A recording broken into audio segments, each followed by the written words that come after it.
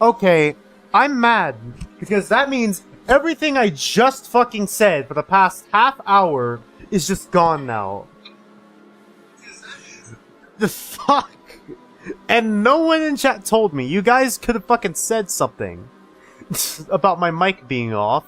What the hell?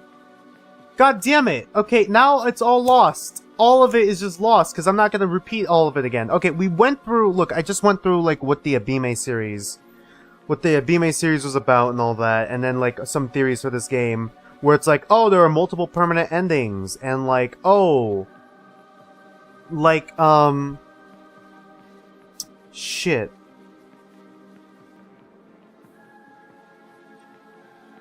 God, there are probably multiple permanent endings. I'm guessing maybe 3. There could be like a 4th one, but I'm not sure. There's info hazards, which is like something that can taint an entire playthrough, an entire save file, which I find really interesting. I find it really interesting.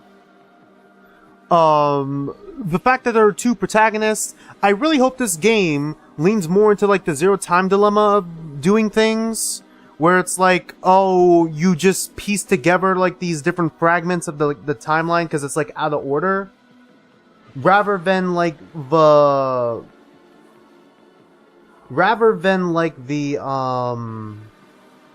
AI the Somnium Files Nirvana Initiative way of doing things, where you just play through all of Ryuki's and then all of Mizuki's, and then it's like, mwahaha, it's just fucking flip the whole time, like a DNA helix, which is not, it's not necessarily a bad, it wasn't necessarily a bad twist, it was just the way it was executed, the fact that no one was talking about it, the fact that, I feel like it could have been handled better by, like, just mixing the gameplay of both characters, you know?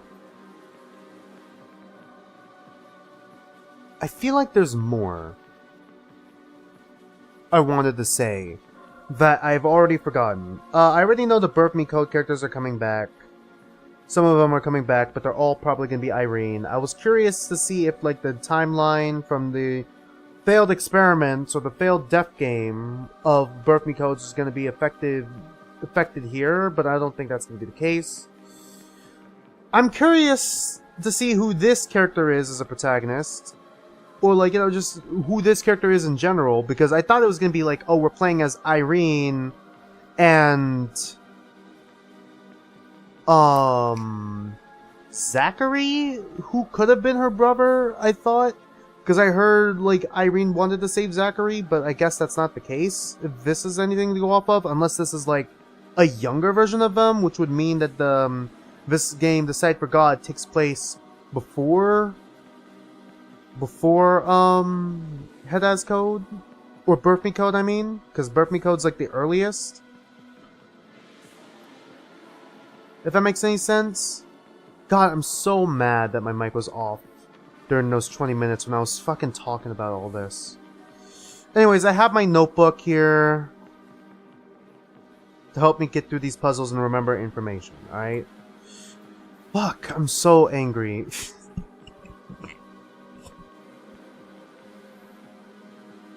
It was a sign that someone somewhere had screwed up. It was difficult to breathe. It was difficult to think. Where had it gone wrong? The question lingered without any answer. At a glance, it might have seemed like its current occupant was alone. But there was someone else there too, looking down from above. What is happening right now? Who is that? The figure was shrouded in mystery. Very little of them could be gleaned from their current position. Or is it like we're not playing as her, but we're playing as someone else and then looking at her? Or playing through her? Because, like, once again, those ex machinas from Birth Me Code are like robots that us, the player, can, like, interact using. Like, we can interact with the story through them. Like, when we played Head As Code, because I gotta repeat this now, because when we played as Head As Code as Simon, we got ending A immediately, because we couldn't make any decisions, because Simon was a human, but then after that, he was like a robot. Which I found really interesting. And I also find it interesting that in ending S, was it ending S? It might have been ending S. I don't remember how many endings are in Head S code at the moment. In ending S... Okay, my thought process is escaping me. Oh, he takes control away from the player, and then he makes his own decision, which I find really cool. I find the concept of it real cool, even if the story was a little bit underwhelming in that case. Birth Me Code had something similar, kinda. Where it's like we were playing as, like, an AI that was within the helmet of Hana. And then we transferred over to, like, what's his name? His helmet? Marco's helmet. Okay, it took me a minute to remember. Marco's helmet. So yeah, like, I'm interested to see how this game tackles, like, you know, tackles its own concept, you know? If it's a good execution or not. I feel like with Emily it was a pretty good execution. With Simon it was okay execution. I just wish the plot wasn't more interesting. At least the plot relating to Simon, because he was kind of just dragged into the death game, not because of his, you know, connection to MTS, which is that organization that you know, is basically kind of behind both death games in a way, or like My Emptiness. He was just kind of dragged there because of his connection to Emily, because Emily had like a crush on him or whatever. Right? Back. Huh? Go further back. To the beginning. What is he talking about? Isn't this 1 hour? 1 hour? At the mention of those two words, something flashed by. Oh, okay, that guy again. 1 hour ago, what I was remembering. Difficult, but I need to start remembering. 1 hour ago, I was in the fog. Okay, so are we playing the game while this flashback is happening, or no? No, that's incorrect. I know that is incorrect. We were in the fog.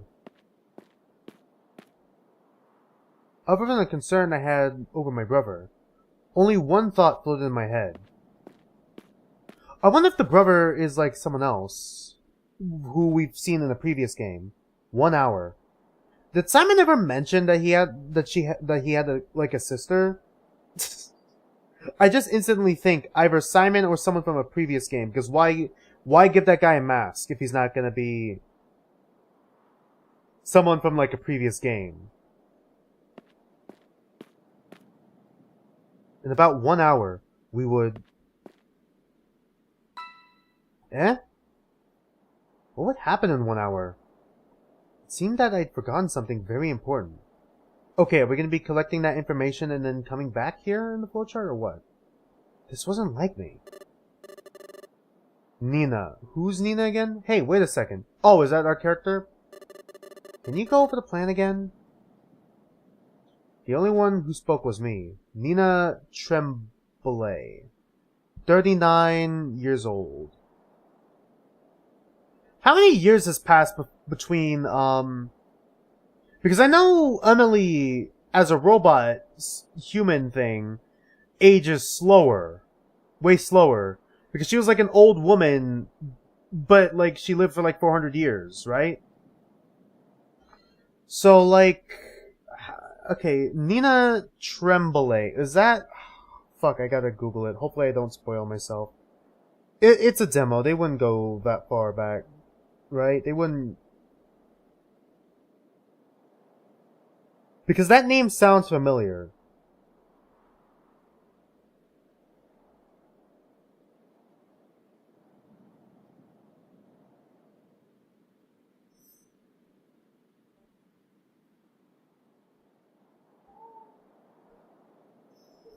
Is there like an Abime series,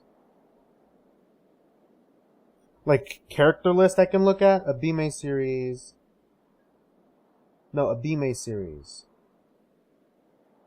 The Abime series, no. Fuck, I don't remember any of their names.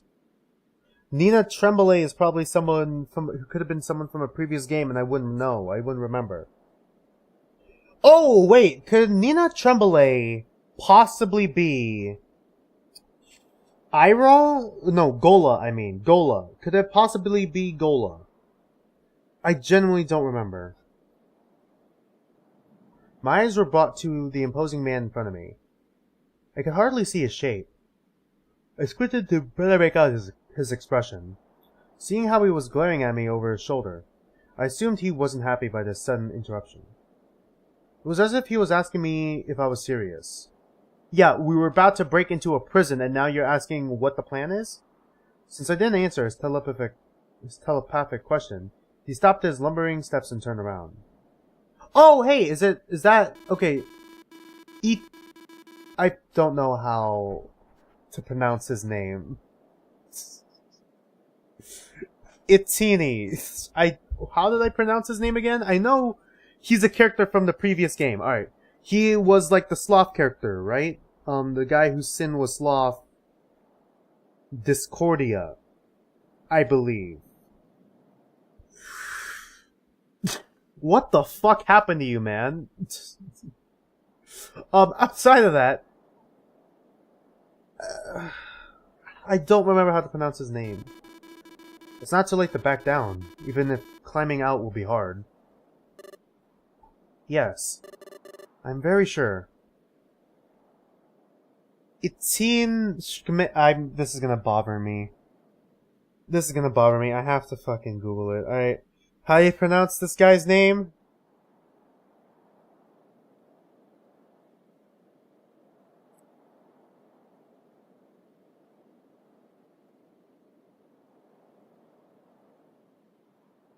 Pronunciation. Alright.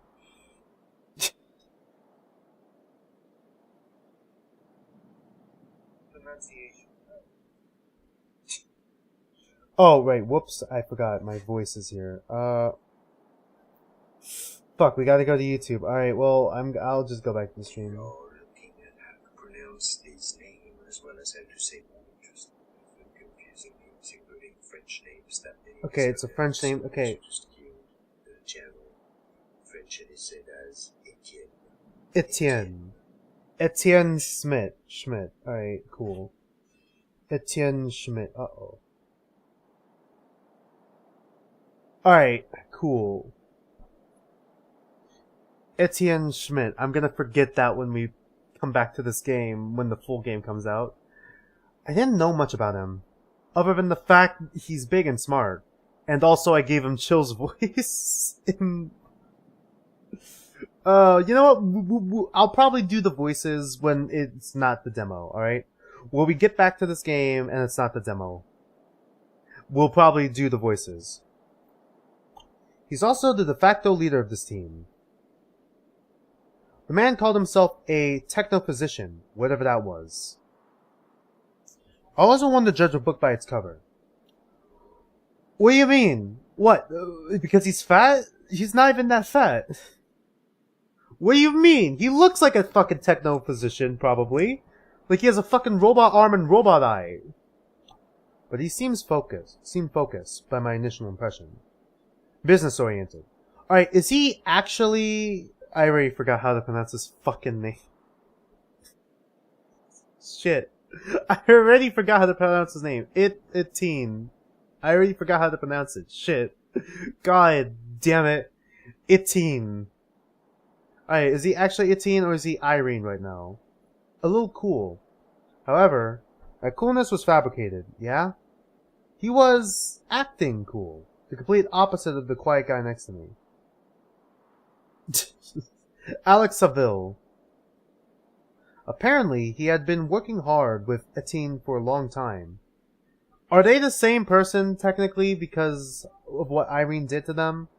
Fuck, how many years has it fucking been in the timeline, like timeline-wise?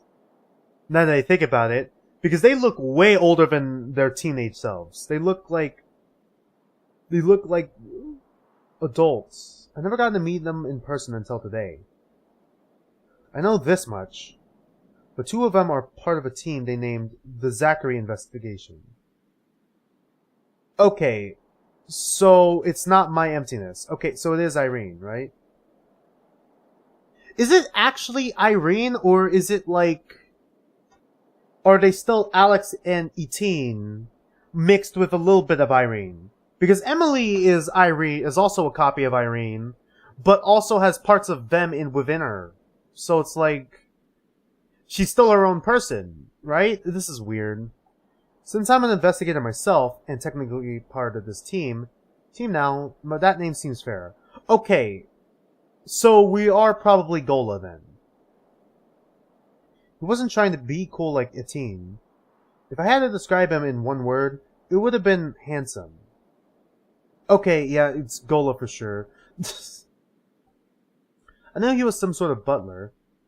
Oh yeah, because fucking what's her name? Superbia, Annie, whatever, was like a rich girl, right? Okay, so he ended up like a butler, alright. He called himself a major domo. Had I been at least 12 years younger, and had we met anywhere else, I might have swooned over him. Who the fuck are you? Alright, that's a new character. Anastasia. Nope. She's not sure. You should remind her.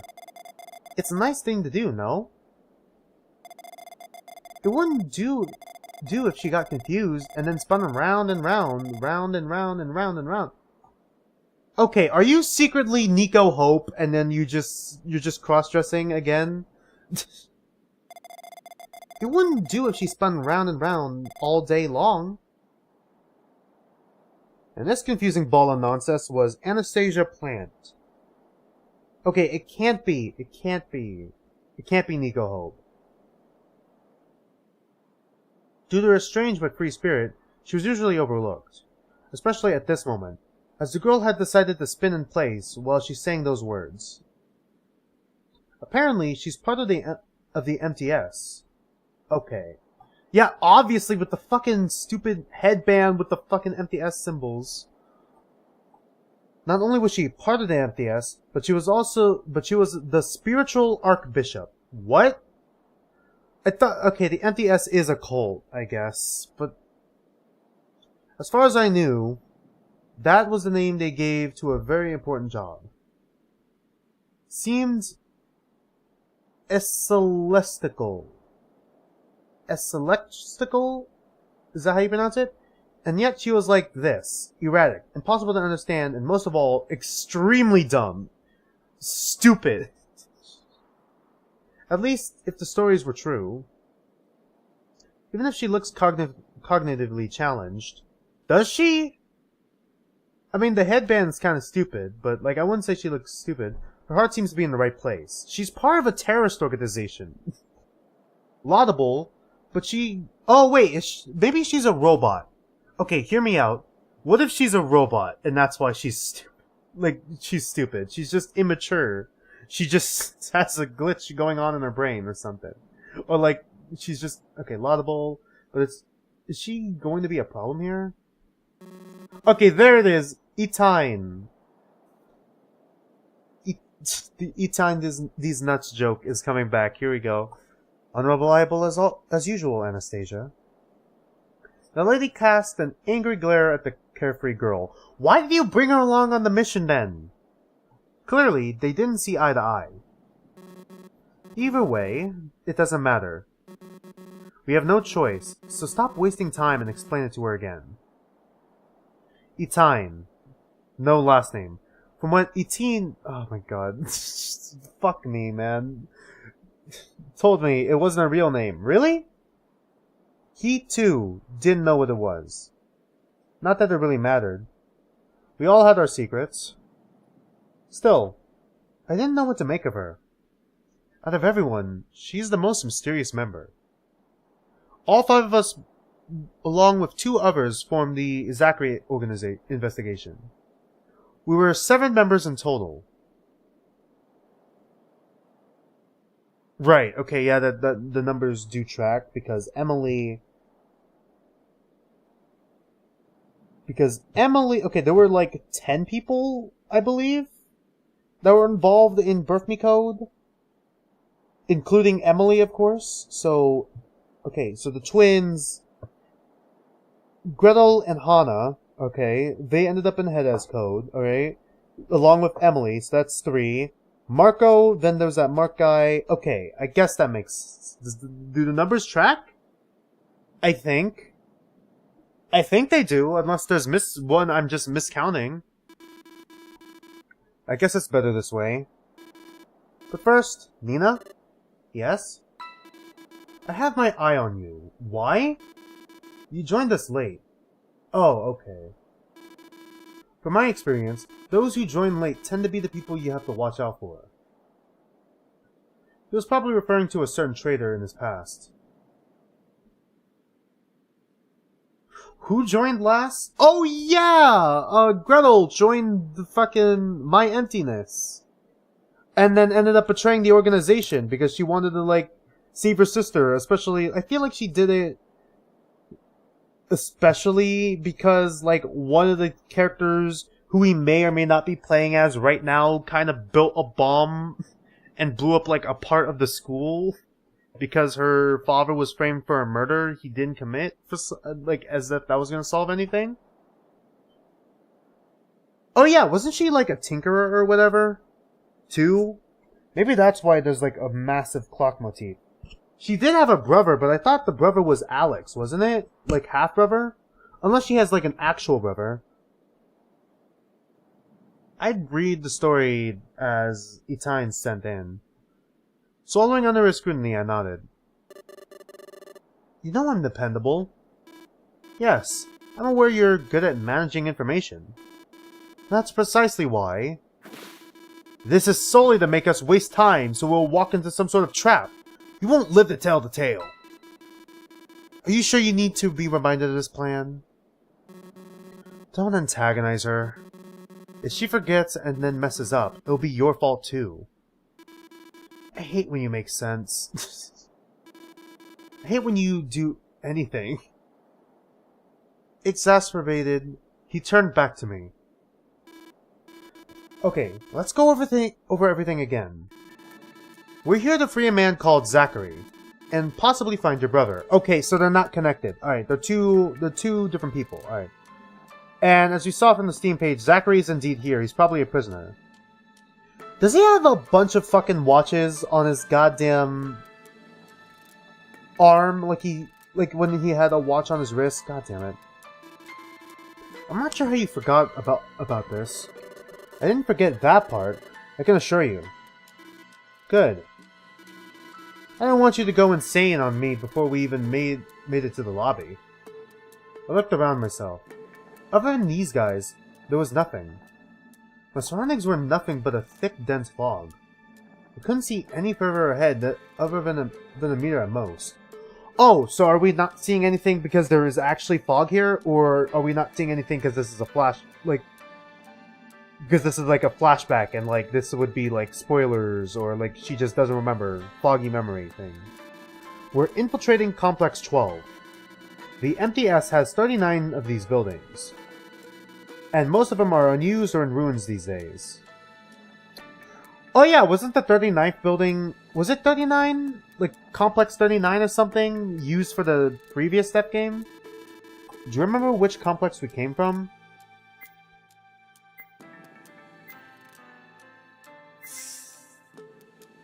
Oh, fuck. Damn it. I was gonna say Complex 39. Okay. Okay, no, 39 just makes 12. Alright. I don't fucking know. How many of us are there again? 5? It was Complex 5? I can't fault you for not knowing, since you joined us midway. It's Complex 6. Oh, I see. Alright. Previously, the MTS used it to build machines. We repurposed it. Is there any reason why I'm getting this history lesson now? I just want to make sure that you know. The man stared at me with all the seriousness in the world, unflinching. Why was he searching for my features? You know, now that I look at him longer, he kind of looks like Sigma now. Like, more like Sigma. Like, older Sigma now, right? Minus the old man, more like a middle-aged man, if anything. With like the robot eye and robot arm. I wonder if this arm's also robotic. 1 hour. Those two words came back to me. We have 1 hour. I remember that. Not yet. We have 1 hour after we get inside. Until we get inside, we have all the time we want. Unless the guards come out and shoot us. Then we die. I'd like to avoid that outcome. Alex finally spoke. I nearly leapt in surprise. Okay, yeah, he didn't have a stutter now. He doesn't have a stutter now. I wonder if he grew out of it. Or was it, like, I thought it was like a speech impediment, but I guess... Perhaps I was more stressed than I first thought. I would like to avoid it too. I didn't work for 7 years just to die here. Okay, yeah, they are older. I didn't work my whole life, and multiple times over, just to fail here. I didn't keep my hair all nice to just to die here. Why is she part of this group again? And I didn't look for my brother this long just to die here either. I get it. Let's move on with the reminders. I will disable the door security with my arm. I built a special part inside that will overcharge it, but it will be a one-time deal. There wasn't space for a second one. I'm working with refurbished materials. He glared at the old woman.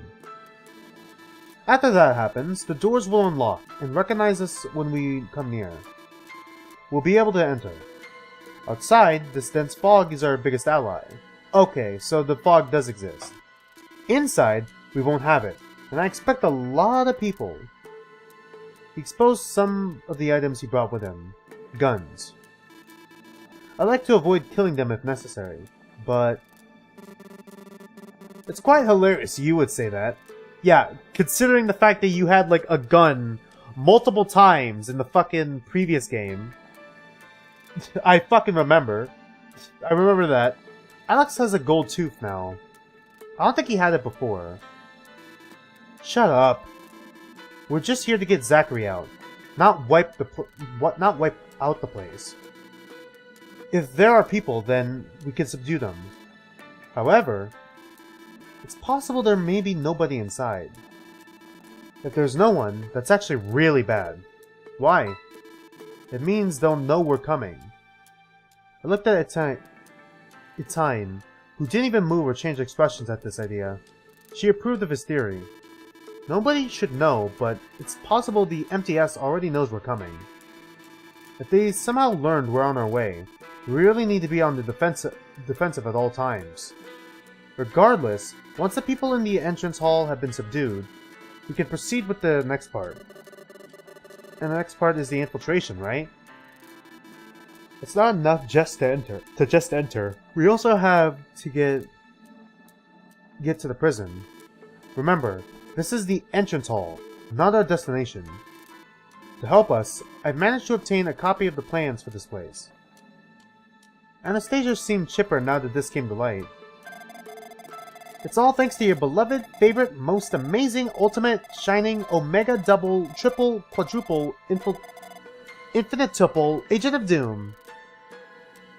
Alright, well she's fucking annoying already. Me, Anastasia Plant. Is it Plant or Plante? I'm assuming the E is silent. She took a pose as if she was showing off her wide array of skills. How did you get your hands on it? I wouldn't put it exactly like that. But yes, you are to thank for these plans. She got them, actually, somehow? Well, I guess she could be our inside man, because she is part of the MTS, right? Shoot. Uh-oh.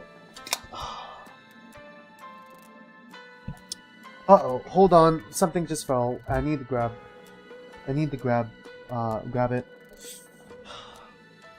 God damn it, my AirPod case fell, and now my AirPods are just fucking all over the ground. Hold on.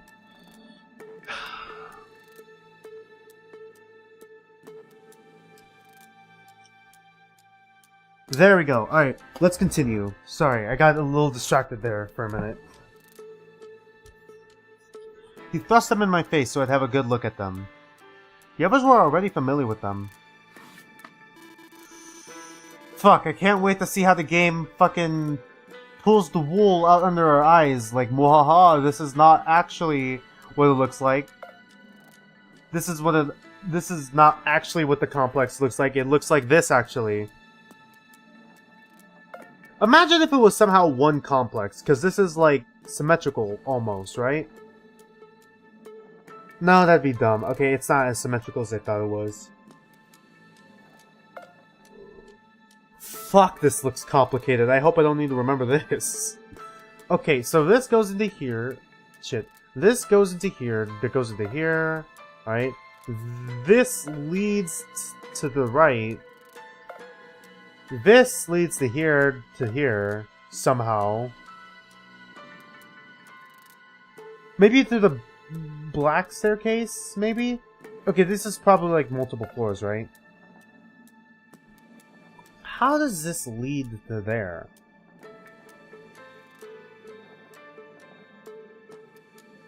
I'll see a staircase there. Fuck, this is gonna be complicated.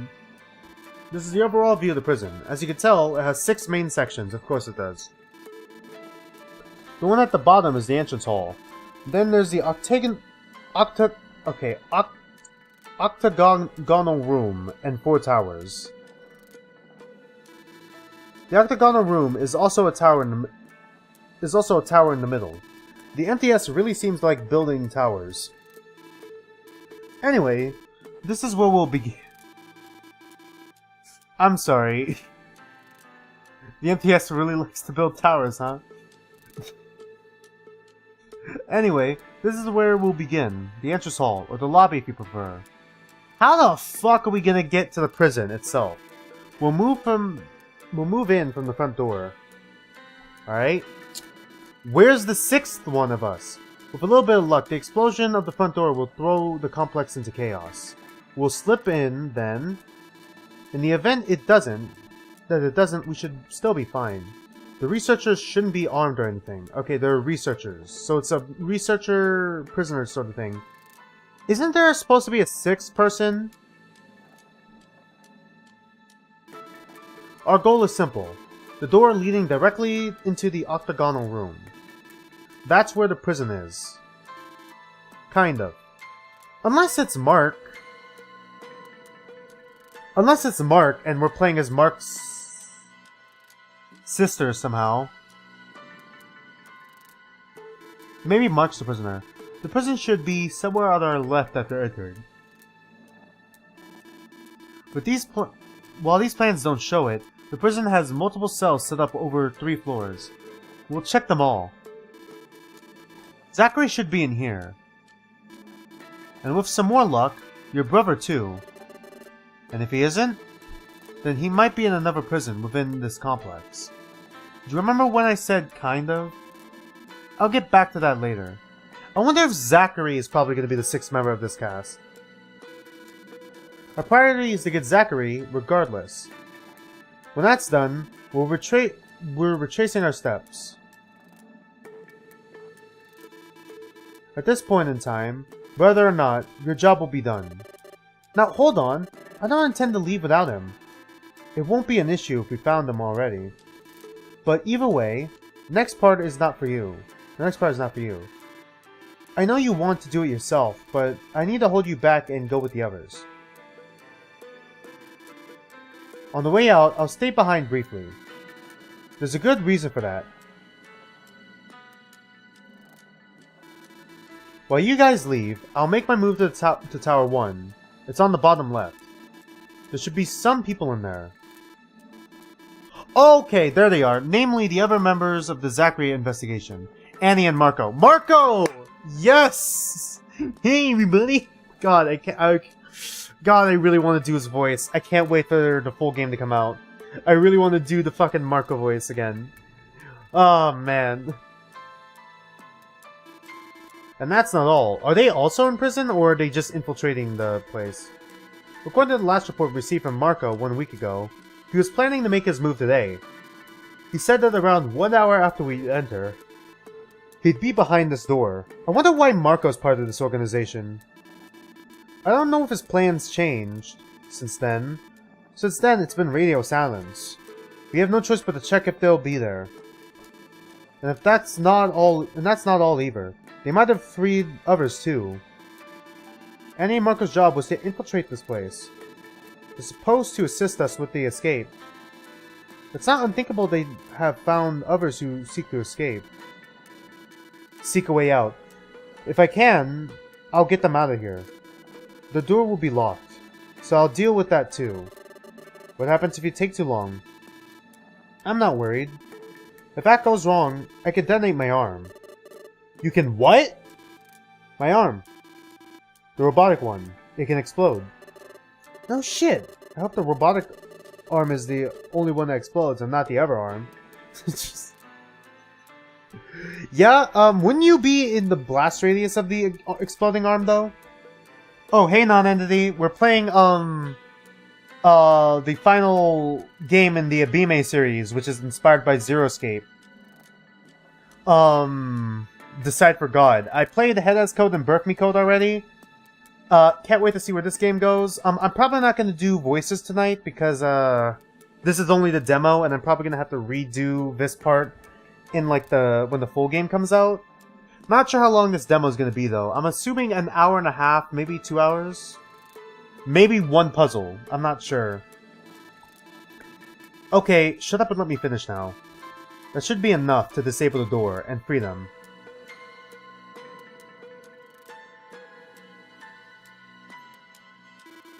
Is this a death game? Yeah, it is. And then mission accomplished. Once again, it's inspired by Zeroscape. Like, this game is giving me massive Zero Time Dilemma vibes, but it also seems to be inspired by, Ukatoshi's other work. I'm not sure if you've played it. AI the Somnium Files. Specifically Nirvana Initiative with the dual protagonist. Where we're playing as, like, a sister who's trying to break her brother out of prison. And then the other protagonist is the brother who's wearing, like, this disguise sort of thing. I wonder if the brother is, like, related to, like, or not related to, but, like, is one of the characters from the previous game. From, like, either Birth Me Code or Head as Code. Any questions? Not really. Just an observation. Well, out with it. It seems awfully easy to break into this prison. The prison itself doesn't need to be very secure. Remember, the ordeal of even getting to this place. He had a point. We'd been walking for miles underground. Then, after leaving the tunnel, the area had substantially expanded. And now there was this ever-present fog everywhere. The fog is the prison's defense system. And there is no way to climb the slope from earlier without proper tools. That means if anyone escaped, they'd be stuck here. After all this, we better find my brother in here. I can't absolutely guarantee he'll be here. But this is the best place I can find out what's happened to him. I wonder if Marco is the one who gave the brother the cloves, like Marco and Annie. The man removed the imaginary PowerPoint presentation from my site. Either way, let's go over some of the information quickly again. First of all, what is the name of our team? Zachary Investigation. Correct. What's the game about? Oh, it's inspired by... Oh my god, where do I start? Because this is like the final game in the series, but... Okay, so it's inspired by Zeroscape, and it has like this sort of similar vibe to Zeroscape, where you gotta go through multiple timelines in order to get the golden timeline sort of thing. And instead of it being like alternate timelines like the multi-world theory sort of thing, it's still sort of that, but like it's like one long timeline where there's like the Big Bang, and then like the world ends with like something called the Great Collapse, and then like history repeats itself. But thanks to like the robots known as Ex Machinas, known as like the Ex Machinas, they could be called Deus Ex Machinas. I can't remember the specific terms. They're able to kind of change the timeline due to the observers, which is like us, the player, who is also viewed as God, in a way. So like we're able to like basically, God, this is so much. There's so much non-entity.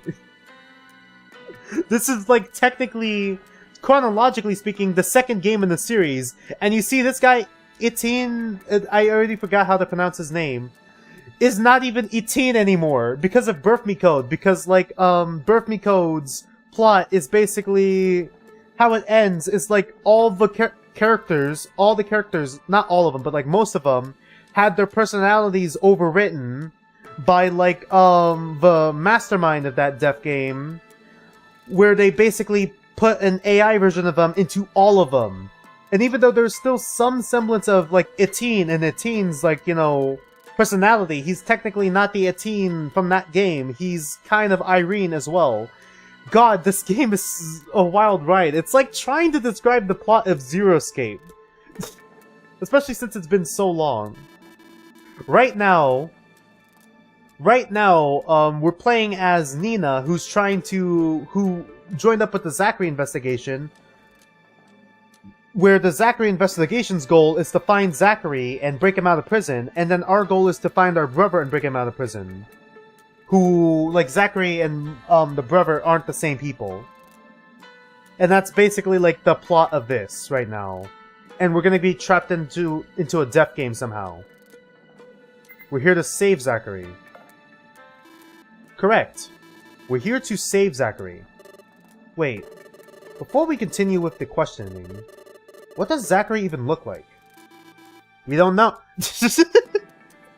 We don't know. What do you mean you don't know who the fuck we're looking for?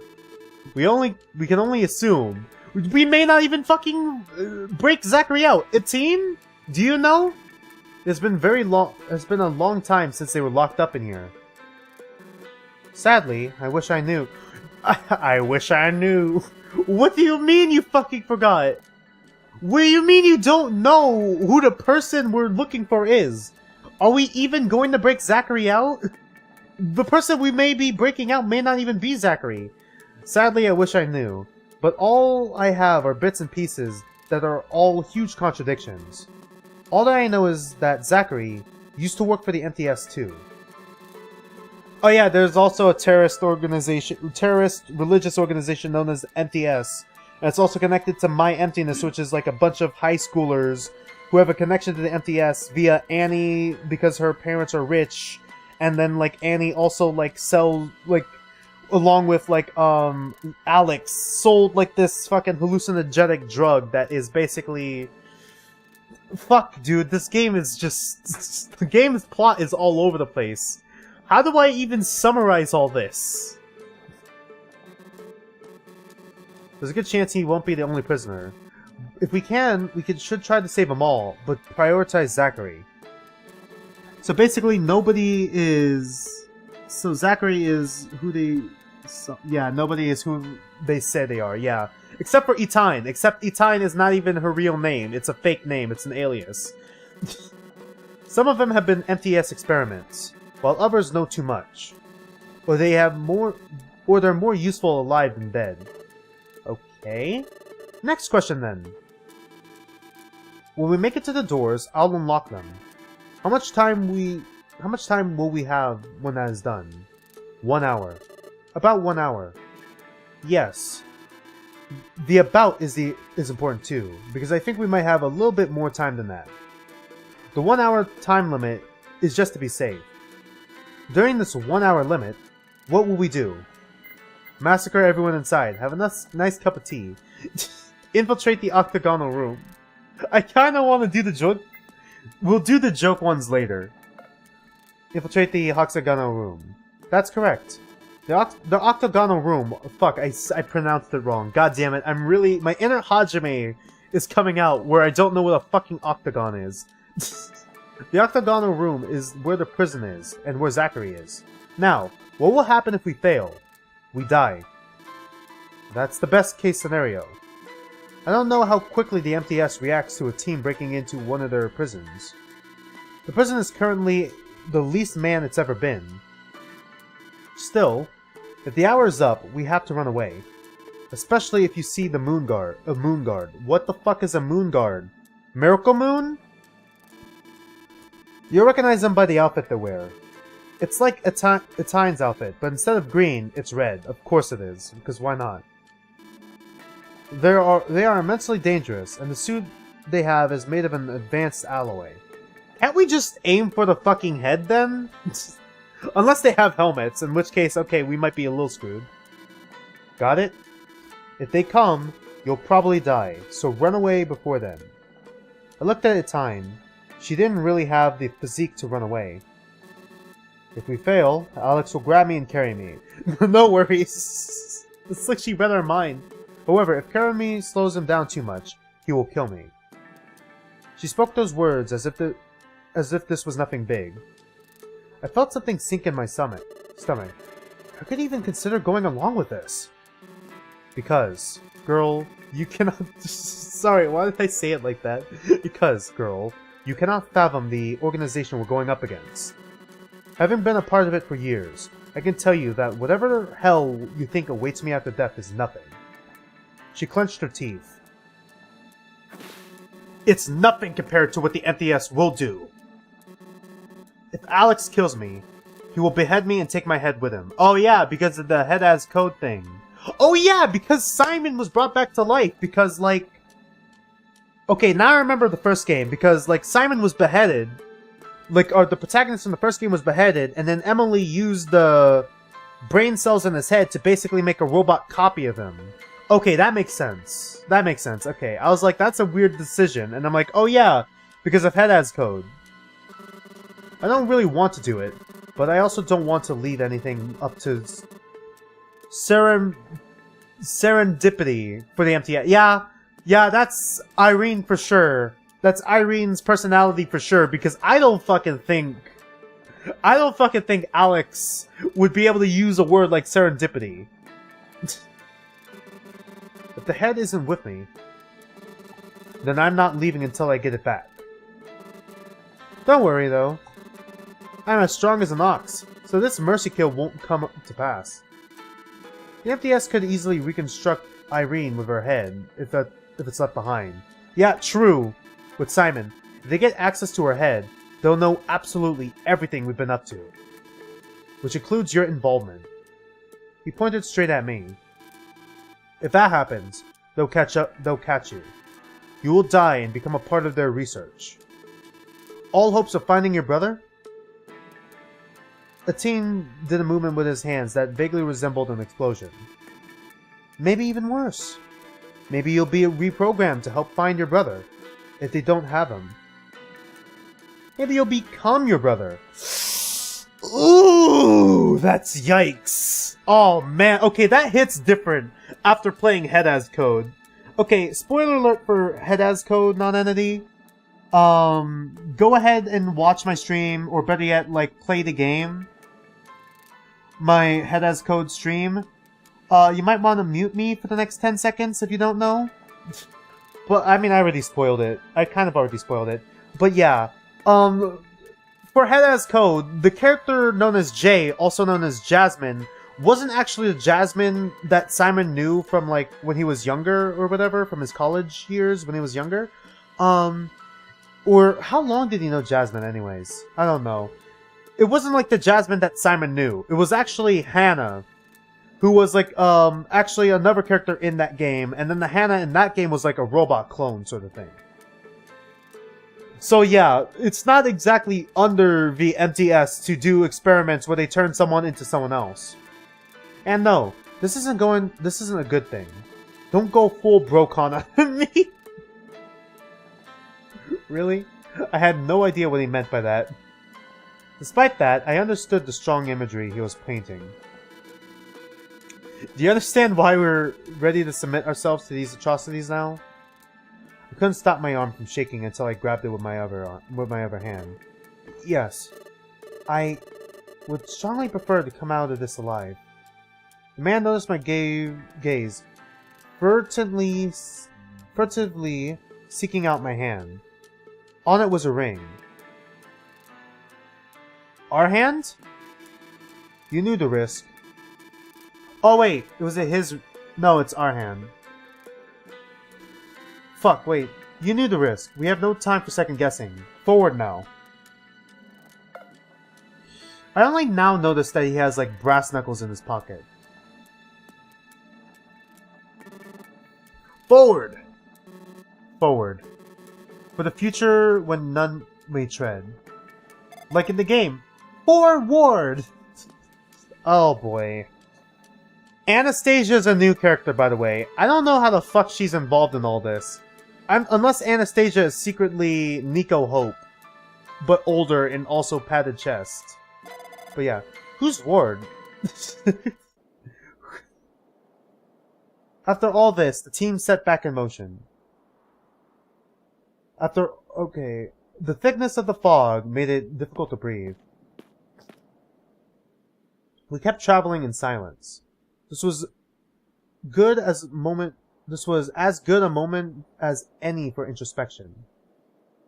Mark, you've been missing for nearly 20 years. Okay, alright, it is Mark. Oh, hi Mark. It is Mark. Okay, it is Mark from Birth Me Code. I knew it. Wait, hold on. Didn't Mark also get his memories erased and also had the Etine, however you want to pronounce it, AI put into him? Oh shit. That's not even your brother anymore. Are you really in here? Are you a prisoner or with the MTS?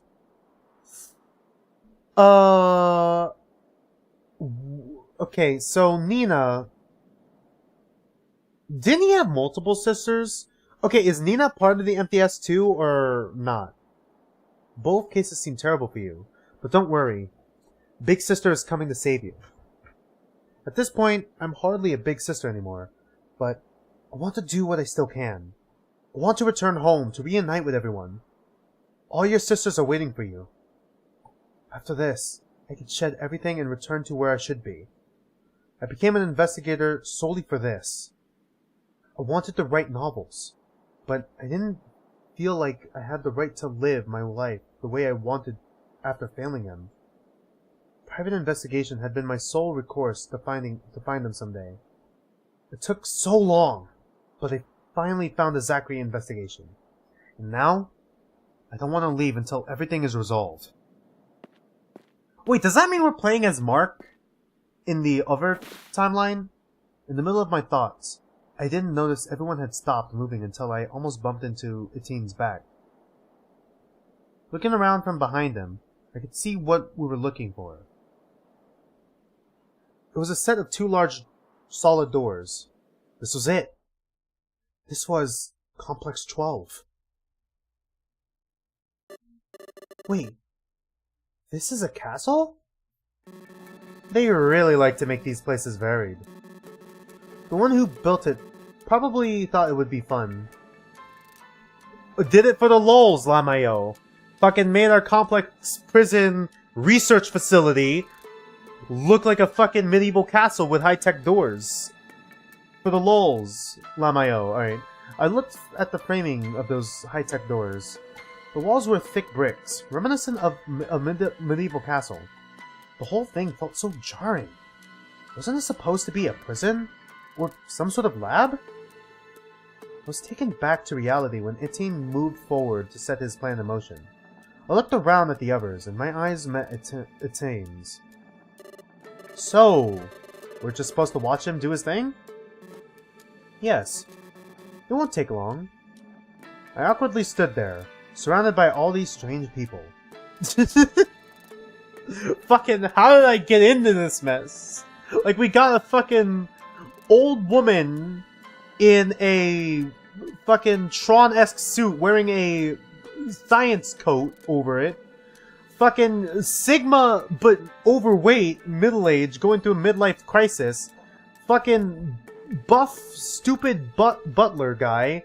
And then, like, every anime girl ever. Like, Iris, the fucking Abime Series edition.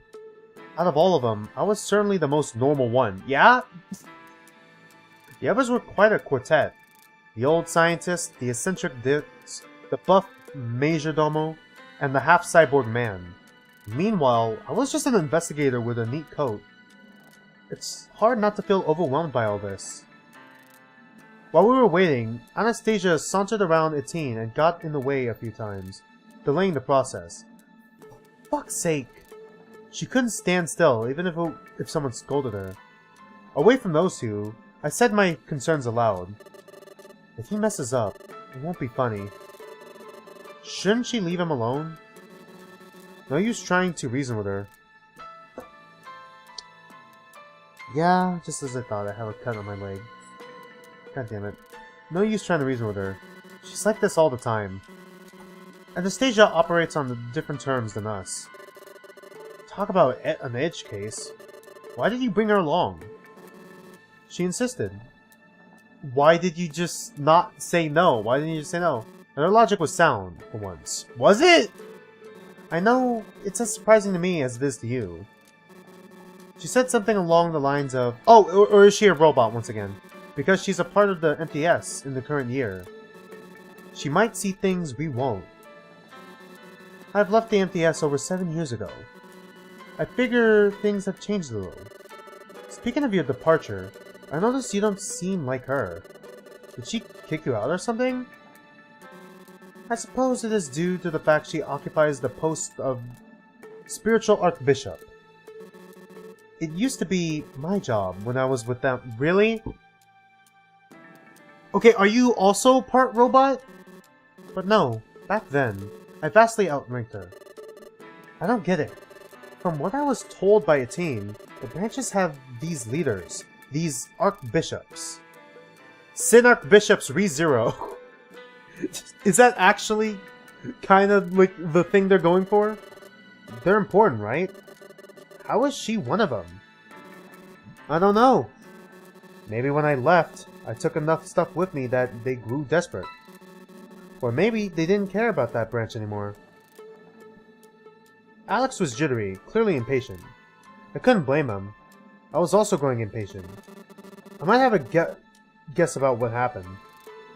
He spoke up, surprising even at time. Someone must have suggested to the higher-ups they could consolidate the spiritual branches reached by having an idiot at the top. It is the biggest branch. Or was. Now, it's a lot smaller, and thankfully so. It means we've had fewer operatives on our tail. Okay, yeah, it is Brass Knuckles. It also means the other 2 main branches grew. I thought they'd managed to contact the big boss of the MTS, though. This is probably the other branch's leaders doing. Greedy lot. Alex looked like a muscle idiot, but he was smarter than he first seemed. Yeah, that's because of Etienne's influence. He also had a habit of randomly throwing some verborosity to make his speech seem more important than it is. Unless it's him hanging out with Gola, and that's why he's like that? Because Gola is his half-sister, right? And they knew about it? I don't know. Sorry if I'm asking too many questions, by the way. I'm just curious since we look like a bunch of loons. I know. Etienne, Alex, and I have been holed up with Annie and Marco for who knows how long. Annie and Marco had gone on ahead. They lost contact a couple days ago. Apparently they managed to make their way in here. Not only do we have to look out for Zachary and my brother, but we also have to find out what happened to them both. Then again, if they lost contact, I don't have high hopes for Etienne's plan. Still, I'd like to believe everyone can make it out alive today. I know you'd have preferred a warmer reception than meeting up right outside this cave. In such an inhospitable location. It's okay. I've scaled a few cliffs in my time. Have you? And sometimes, buildings too. I told you, I'm an investigator, and that's my job. Alex had been silent for a while. The man was growing very impatient. Barrel boy, is it coming along? You don't have all day. Almost there, lion dunce. This thing takes time. Just as he said those words, the rightmost door opened. The man stared at it, confounded, before looking at his arm. Well, that works. Strange. The charge wasn't as quiet when I tried it earlier. Uh-oh! They were expecting us! Either I'm better than I thought, or the MTS sucks now. Shouldn't be a problem, but we won't have the luxury of chaos. You know, now that I think about it, Etienne, didn't he have like a dad or a parent who worked for the MTS as well? I wonder if they're going to be in this game. Maybe they're one of the leaders. Same thing could, actually now that I think about it, same thing could be said about Annie. Annie also has a connection to the MTS through her parents as well. Through the open doorway, I saw the entrance hall. A shadow skittered around inside. The shadow had brown hair, just like mine. Your brother? I shook my head to clear my thoughts. And in that moment, the shadow disappeared. Did I imagine that? That looked a little like my brother. Probably imagined it. Everyone will be counting on me. Can't keep getting caught up in wishful hallucinations. As if it was to help me get back on track. Etienne took a step back and the door immediately closed with a sliding noise. See? I helped. You didn't. Anyway, both doors are open. Let's swarm in, or else we'll be caught with our pants down. We immediately I'm sorry, we'll be caught with our pants down? Alright, yeah, he really is trying to be Sigma. He fucking, Etienne, how the fuck you pronounce his name, he's the biggest Sigma stan, man. He's the biggest Sigma stan. When he didn't remember his name and went with, okay, it wasn't Discordia, his name was Tristidia. It went with Tristidia, he fucking called him, he thought his name was Sigma, man. Instead of, like, Etienne Schmidt. We immediately ran through after splitting up into two smaller teams, one for each door. Reuniting in the hall, we saw something strange. There is no one. Deja vu area. This is your first time here. If the lobby feels familiar, immediately alert an MTS employee. If you see something, say something. There's no one. The only sound greeting the Majordomo's voice was the fountain. The little splish-splash drowned out the silence permeating the room. It was a rather spacious one too. On the sides, I could see a few doors. Some of them were labeled by numbers. Some others weren't. One was labeled 02, one was labeled 05, and one was labeled 06. According to the plans, the entrance hall, or the lobby, was room number 1. 2, 3, 4, 5, and 5 were the corners, and 6 was in the middle. That one was the octagonal room. It was our target. The door leading to it was at the very back of the place.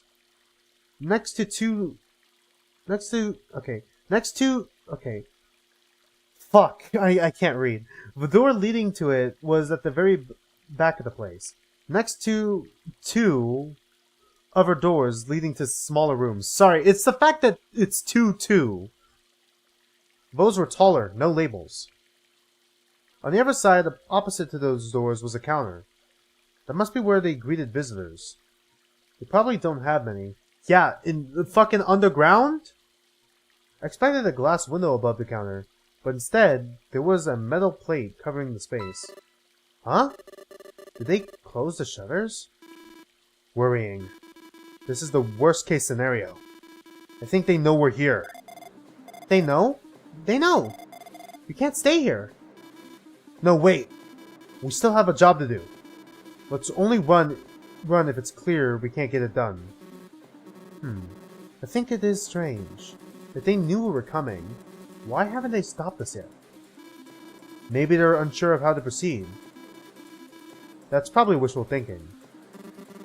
What if they became invisible? Never mind. He's still dumb. That'd be a horrendous prospect. Maybe they crawl on the ceiling like horse spiders and shoot lasers. Spiders don't shoot lasers. What even is a horse spider? Despite not being afraid of spiders, I still took a glance at the ceiling. She still looked up.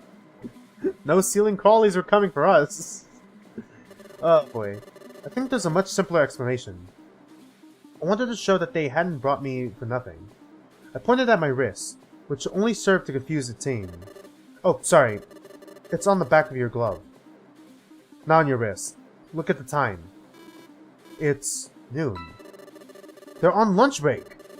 This means we literally have an hour before they come back. We're lucky none of them decided to stay behind and eat lunch alone. I'm fucking sorry. What? They're on lunch break. In the research prison religious cult facility, they still have a fucking at noon hour lunch break. That's your idea? It bothers me. It bothers me though. I mean, it is this game. Oh shit, not Otto. Would they really abandon the lobby? No. Remember the state of the outside. I don't think they really feel like the security has to be maintained. Sorry, I got a text. I gotta check it. You work today? Okay, enjoy your time. Okay, that's just football. If the prisoners escape, they can't make it up to the slope. Make it up the slope. Fair. Still, something doesn't feel right, even with that explanation. You think someone would be left behind? I looked around. I did feel a little chill. It might have been from the fountain's water splashing around. My eyes wandered back to the metal plate from earlier. Why is that there? Why is what where? That, the metal plate. There's a hole in it, but it looks wrong. Holes don't look like this. What do you mean by that? This is as if something huge shot through the plate, like a cannonball. Can I see it?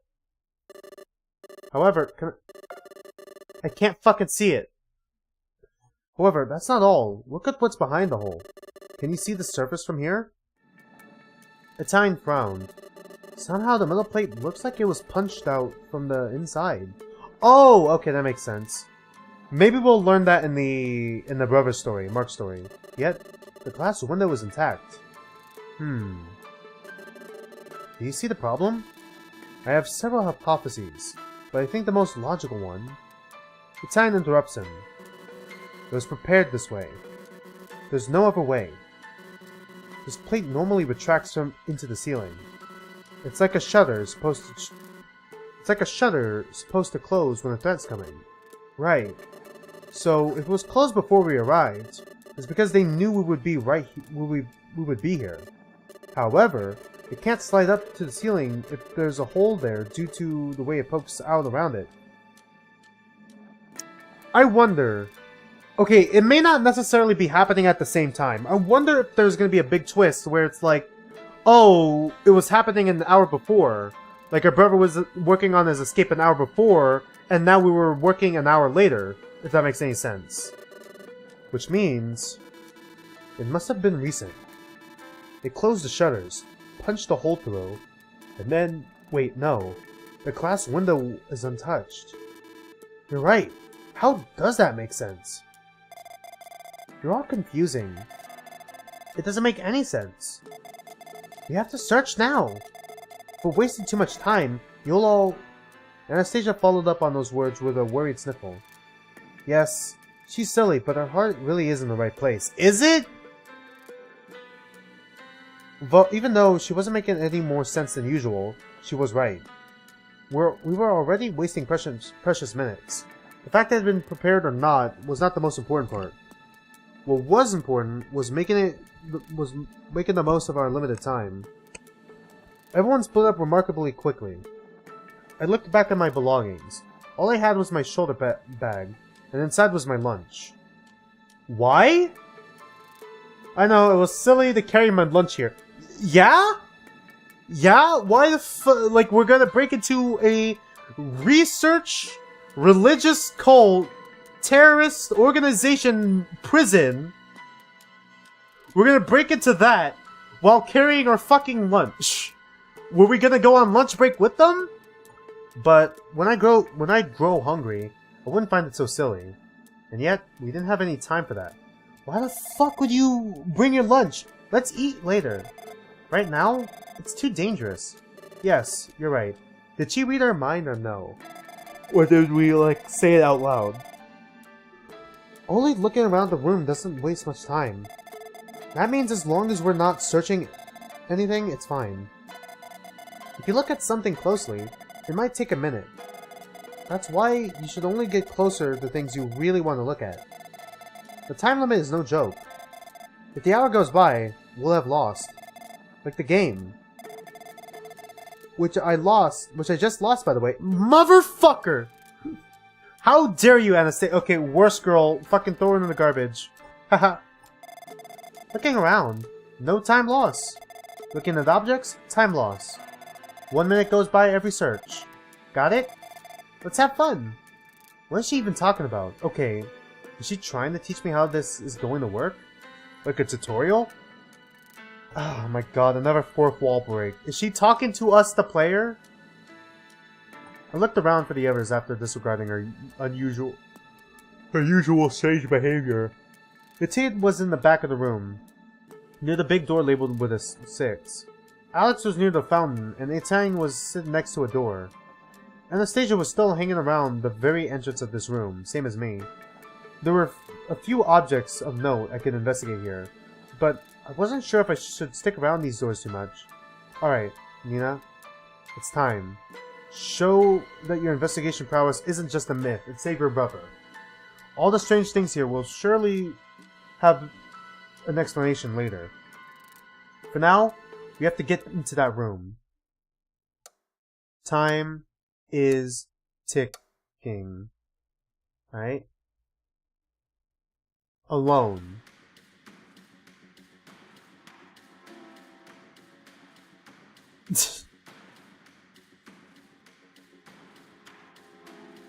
Alright, let's just look around. Alright.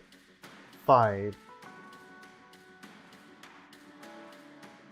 6. Empathy systems. Is that why they call... Okay. Usually... Okay, usually... Okay, this could be important. But, like, there's also something interesting in this game, is that whatever information you learn in this game could corrupt your save file in a way, if that makes any sense. Or, like, you know, basically not all information you learn is going to be useful. It could actually be a detriment. That's actually a pretty interesting concept in this game. Bag.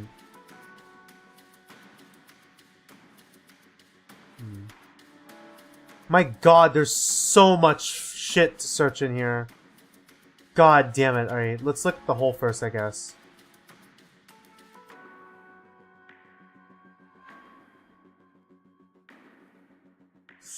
Fuck. Alright, here we go. This is gonna be fucking... This poster was giving me the creeps. I read the text on it, but it didn't make any sense. Or better put it, it felt like a joke or something like that. Deja vu area. What? What does that even mean? Apparently, it said that if this poster felt familiar, one had to contact MTS staff. Yeah, as if we would do that. Huh? There's a grammatical mistake. Oh, is there? If this lobby feels familiar, immediately alert an MTS employee. If you seize something, say something. If you seize, but you is second person, not third. Okay, if you seize. Oh, like UVAI, because I remember, because like when in Birth Me Code there's a saying, I'll see you later, and then like you is like an AI. Not third. Wouldn't it be if you see? I already thought the MTS was strange, but this is on a whole nother level. Was it their sense of humor? I couldn't understand it.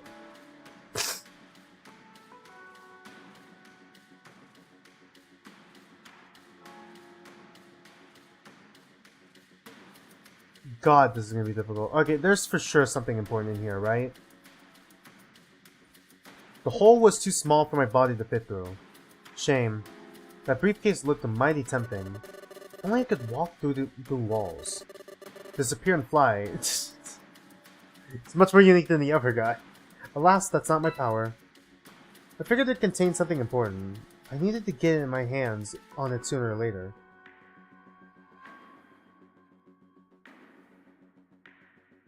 The wardrobe contained a single lab coat. Even if I changed the angle of the view, I couldn't see anything else suspended in there. I was hoping we didn't need to have access to it. With the window in the way, there was not much we could actually get in there. I tried giving it a punch, but the window seemed as solid as the sheet of metal covering it. Not to mention, if I wasn't careful, the destroyed part's borders could rip up my sleeve or cut me. It all looked dangerous, right? In this room, there was a large filing cabinet covering most of the wall in the back. Since this is where visitors were greeted, I figured they were used to store guest files or something. That was even more interesting. What was even more interesting was the presence of the door on my right. If the door labeled with a 6 was connected to the middle, the octagonal room, then this room was connected to it too. That gave me an idea. Maybe this isn't meant to be explored yet? Like, this is just the first step. Hold on. What am I talking about? The first step of what exactly? Isn't this place supposed to be functional as a prison? I have a bad feeling about this. If I could have access to these cabinets eventually, maybe some files in there could help me find my brother. One thing at a time, though.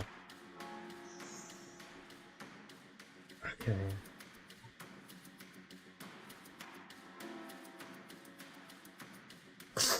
The fact that we're limited on time...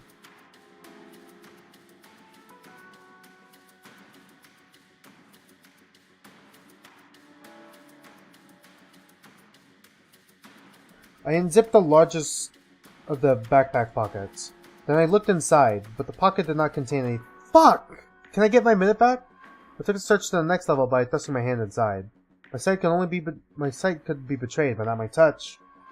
The mere fact someone lost their backpack in here was a funny coincidence. Yet the large pocket didn't contain anything. Can't win them all. Who only used the side pockets anyway? For a brief moment, I thought of the shadow I imagined earlier. If that person had been real and fled due to our arrival, then they might have been in the process of emptying this backpack, or they dropped it by accident. The other pockets looked promising. Side pockets didn't contain much. The one on the right had nothing, and the one on the left had something strange. It was a pack of tissues. One of those small ones brought when taking a trip outside, just in case. Alright, can we open it? Now it's not strange under normal circumstances, but in here? I don't know if they'll be useful. It's best to carry them anyway. What if someone suddenly has a sneezing fit? Oh right, there's no garbage bins in here. That's unfortunate, because if we use the tissues, we can't throw them away. That also means there's no easy hiding spots for objects. I would have not been surprised if a bin had a key, but there aren't any. I couldn't plant pot. Couldn't the plant pots also fulfill that job, perhaps? Fuck me, don't tell me we have to search the potted plants now. The bag had some zippers on the front. Undoing them, I looked into the smaller pocket on the front end. They seemed to be empty, but I wasn't sure. With my hand, I gave one more thorough search. Ha! I found something! The cries of joy didn't reach the ears of the others. They probably were too busy to notice. A key, alright. It was a very small key. If there was a key, then there must have been a lock. I knew the chances of it being in this room were slim, though. If we ever need it, at least we have it now. I just hope that whenever we will need it, I'll be around for it. I haven't heard anything about what anyone found needing a key yet, so it might be best to keep it under wraps until I find its purpose. I doubt for something in this room. If it is, either it's a stroke of luck, or the backpack has been left here with purpose. And I don't like that possibility. That means our investigation has been planned for. Dangerous.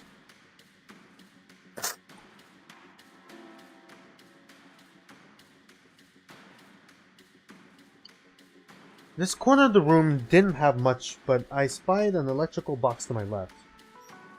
I couldn't do anything with it just yet, but maybe if I found a key or something that could let me open this. Oh! Key? I tried using the key I had in my pocket to unlock this, but it didn't do anything. Fuck! There was no lock. How annoying. What else can I even unlock using this tiny key in this room? I didn't get it. If everything goes badly, I guess we can always smash this and escape in the darkness. I assume it controlled the lights. But if it controls the doors, this might become a problem. Leaving it to a later time is probably for the best, I guess. There has to be something else to deal with this, like a crowbar. Well, we just wasted a minute. I hesitated while approaching a time. She looked like she was deep in thought. Nina? She acknowledged my presence with a stern stare. About this place. Does it remind you of what you've done in the past? How much do you know, Nina? Not very much. Indeed. You don't know very much, so I would tell you to consider that and understand that some of us are aware of far larger threats. Everything that I've done, I would do again if I was given a choice. In fact, I have done so. I have done it so many times. I have no doubts that I have done everything leading up to now a dozen times already. Imagining it to plan for it is certainly different than actually doing it. No, that's not what I mean. I simply want to tell you that I don't believe I've been mistaken, and that I will continue to believe that I have not been mistaken for a long time. She sighed, apparently out of patience. I had no idea what was setting her off, but I respectfully backed off from the subject. She acknowledged my presence with a stern stare. Go together. I knew you'd come to seek my help. Always the mystery pot, aren't you? Ha ha ha. Can't help it when one has lived as long as I have. It's all I have left. Despite her appearance, the old woman was warmer than I would have thought. She stood up and joined me in my search. Alright. Fuck, we already spent like 10 minutes. Ah, yes. The good old MTS poster. I think they stole this design. Like many other things. It says something about deja vu here. Don't pay attention to it. It's just a little farce. Even if it's all great lies, it also takes a bit from the truth. What truth? That God is in one of us. Maybe more than one of us. Okay? Sure, if you say so. It would be difficult to explain. It's better left to a later time, yeah? I wasn't really a believer anyway, so I dropped the subject. Fuck, I thought name-dropping God like that in the middle of nowhere surprised me. She must have, like the others, much like the others, was a nutcase in a sense. What have I gotten myself into? It better be worth it at the end of the day. God damn it. Alright. Does dismissing her cost anything?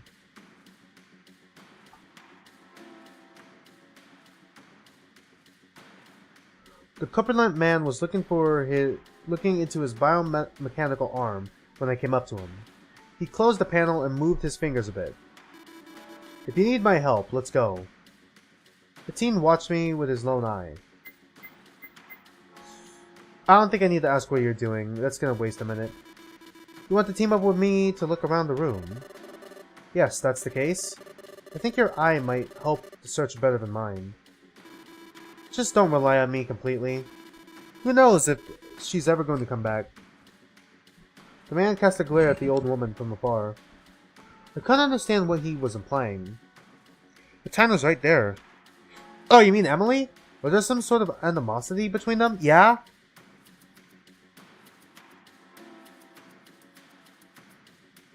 The train examined the box for a moment. This doesn't look like an electrical box to me. I mean, it looks like one, but it's certainly not one. What do you mean? Well, I don't know how to open it, for one. I bet it opens from elsewhere. Shit. Secondly, I tried to lift it up a little. Of course, it's stuck on the wall, but when I tried to do so, my glove got dirty. I didn't take you for the kind to care about a little of dust. Your glove is totally ruined now. He didn't take the joke too well. I cleared my throat and addressed his words properly. As if there was something stuck on the bottom? Yes, it's dust. I don't understand what this can mean. The simplest explanation is, someone or something rotated it. But it doesn't make any sense, does it? What kind of electrical box can rotate like that? I understand. Until we can open it, I assume we won't get the answer to this question. It indeed was a peculiar object. My thoughts went back to that shadow I imagined earlier. Could it be?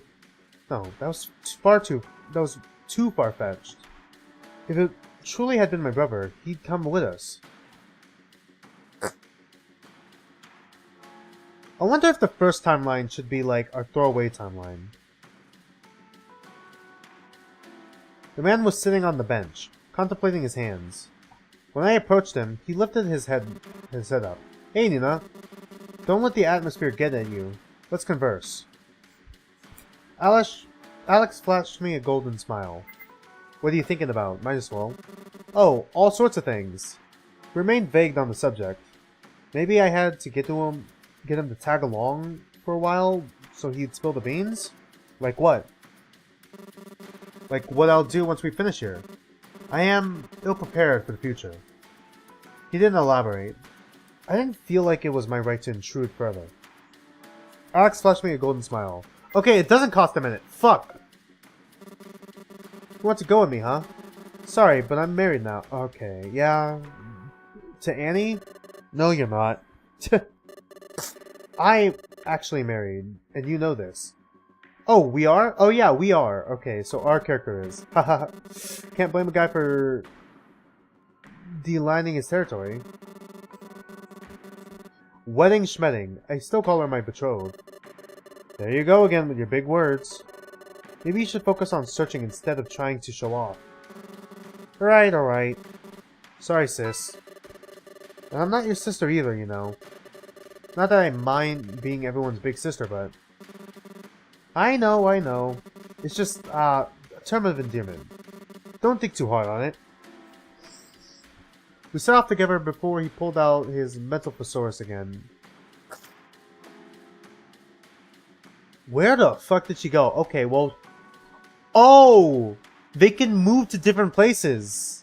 I didn't know that. Do you think you could smash it with your strong arms? Maybe. I've never really tried to do something like that. I once had to mess up one of these, though. It was difficult. I didn't take you for an electrician. And you'd be right. I only had to do it to stabilize the lights in my father's abandoned home. That's where I lived for a few years. I found a lot of files, novels, and dictionaries there. I studied hard under the blinking lights every day to train for what was to come. Kinda like your sister, your half-sister? Is she gonna be in this game? Today? Not only today, but yesterday and tomorrow too. I used to have a bad stutter, did you know? Okay, yeah. How did you get rid of it? I don't know. One day it just disappeared. I felt more confident too. Maybe it was a result of studying so much. You're remarkably self-sufficient. That's both surprising and remarkable in many ways. Of course it is. I'd rather be proactive than reactive. Speaking of, there are far more interesting objects to investigate. Shit. I couldn't stop thinking about it after he left my surroundings. I never heard of stuttering disappearing without cause. Did something happen? Who's too afraid to talk about? Oh, maybe the personality overwrite thing probably has something to do with it. I must get to the bottom of this eventually. Yeah, maybe. But there's an eventually in my future. Did you say something? Oh, nothing. I was just thinking about culture. Focus and get going then. We don't have forever. I set off, still thinking about his strange change.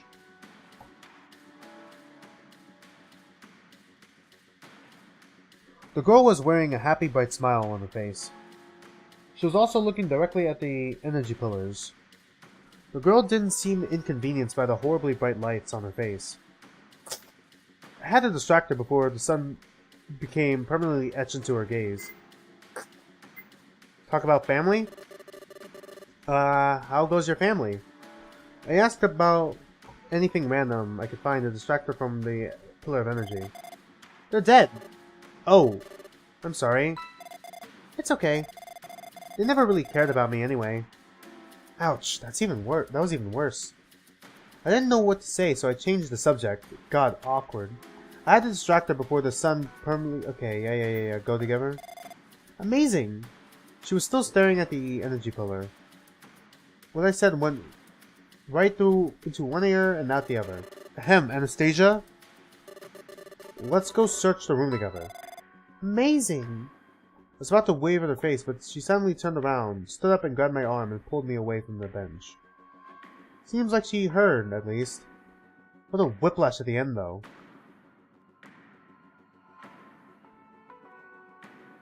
Whoops.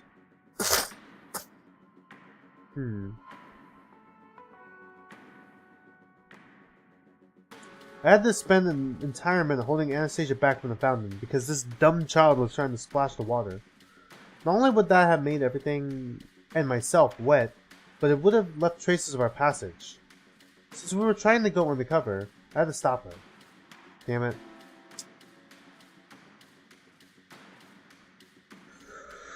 Okay. There was no possibility my hand could open this lock if I put it against the scanner.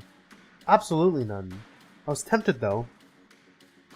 For the briefest of moments I thought, what if? Then I realized how silly that sounded and backed off. There would be no opening of doors until I knew what unlocked them.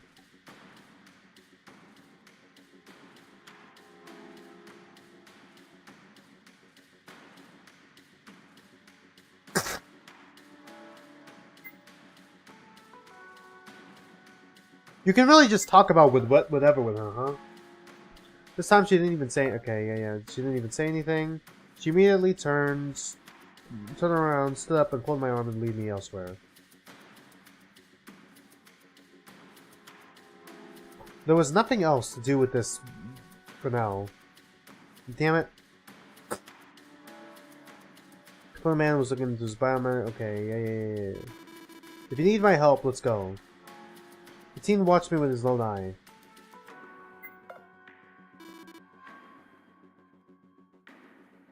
Finally got managed to do anyways? Okay.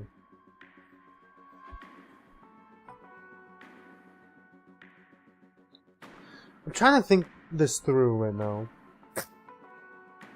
Talk about food, I'm curious. What's your favorite food? I asked about anything random I can think of to distract her from the pillar of energy again. Roasted horse. That sounds... Wait, what? Roasted horse. She repeated herself, and I didn't know what to answer. Was she serious, or... I changed the subject, seeing how it didn't manage to distract her.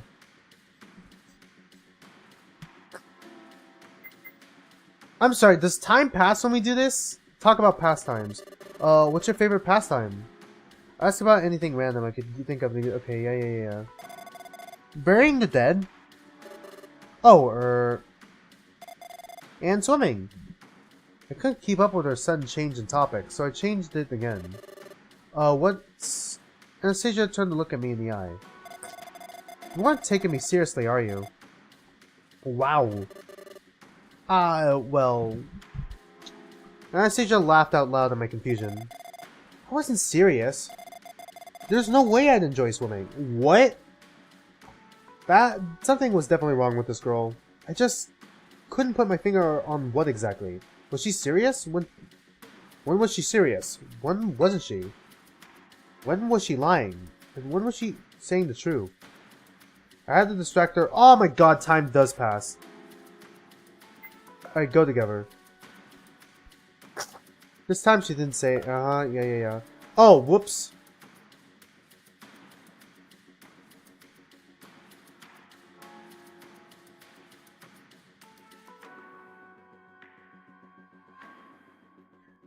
Oh, yeah, there is still one guy missing. Okay, that's the robot. Okay, the robot is part of our cast? Alright. Nina Tremblay, 39 years old, investigator. Traits, very determined, ideal candidate for leadership, understanding and caring, question mark. Skills, good at managing information, more info, married. Okay. Anastasia Plant, question mark, years old, spiritual archbishop. Insufferable but cute mumbo jumbo, monumentally stupid and distracted. Okay. I'm just gonna read all of this in my head, just to scan it. Maybe insane. Believer of metaphysic theories. Ex-bishop, extremely serious, lives in illusions of reality, afraid of cosmic level problems. Lore.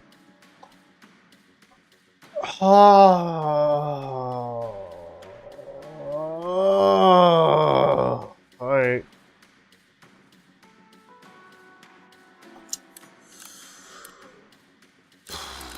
Okay. Fuck, that also takes time. Alright. Empathy systems. What's your take on this? Pancakes are amazing and I want more.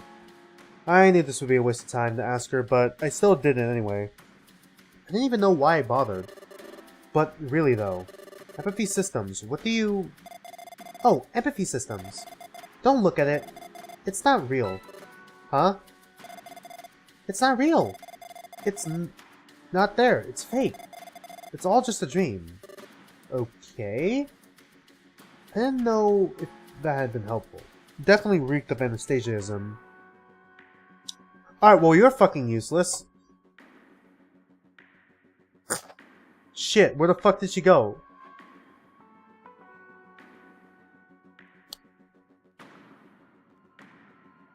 I hesitated while approaching the old woman. She looked like she was meditating or something. Sensing me nearby, I turned and waited for my word. What are you doing? She took a while to answer. I'm trying to think. In this location, however, it's rather difficult. What do you mean? It doesn't seem any worse than anywhere else. The environment is not correct. It's full of interferences. Her eyebrows furrowed, even though her eyes remained closed.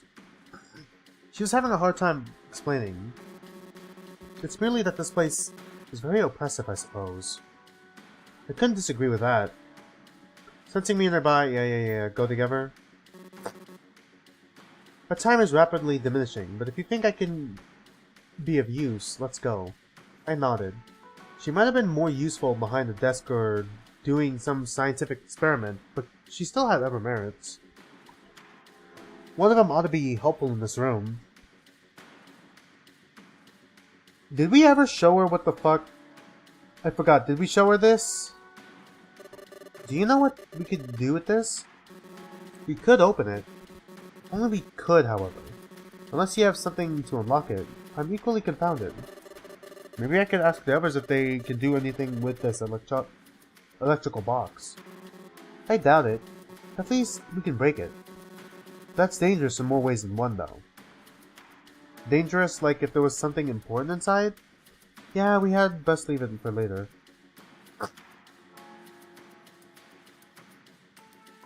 Not sure we can use... Holy, that's a lot of tissues. Unlock something, that's what keys are for, alright.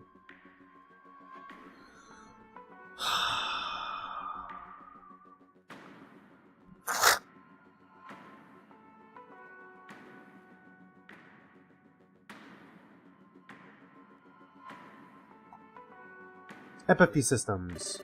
What's your take on this? Oh, that? It's only the name of a private company that built all of these installations.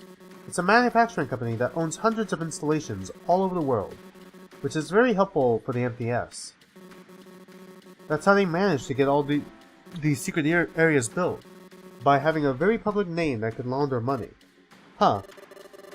What do they make? Robotics, of course. At least on paper. I shuddered a little. They weren't even hidden. This whole time, the MTS had been operating as a publicly visible entity right under every government's nose. I guess they wouldn't be an evil entity if they didn't have some kind of cover. Though I expected something more scientific. Atine smiled. What did that mean? Did she find the word evil funny? They definitely were. Okay, maybe the scientific part.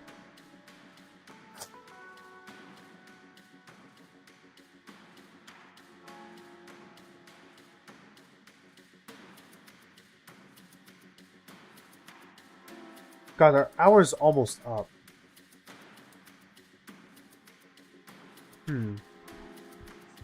Should we just investigate everything? I think we should just investigate everything. These plants framed the poster. There was nothing special about them, around them or under them. However, next to them, I noticed markings around the wall. Lines? Borders? Are they a leftover from a larger poster or portrait? They are barely perceptive when viewed from afar. I examined them closely, but it didn't end up helping. All I can discern was that if they were a dusty border from a poster being held there not there for too long, that was one big damn poster, alright? The tiny separation lines were framing almost a whole wall from the top to bottom on both sides of the plants.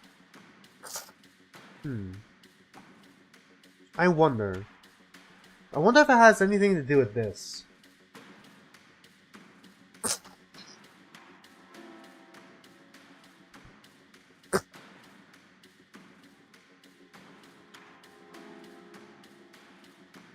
I think we should just investigate everything real quick.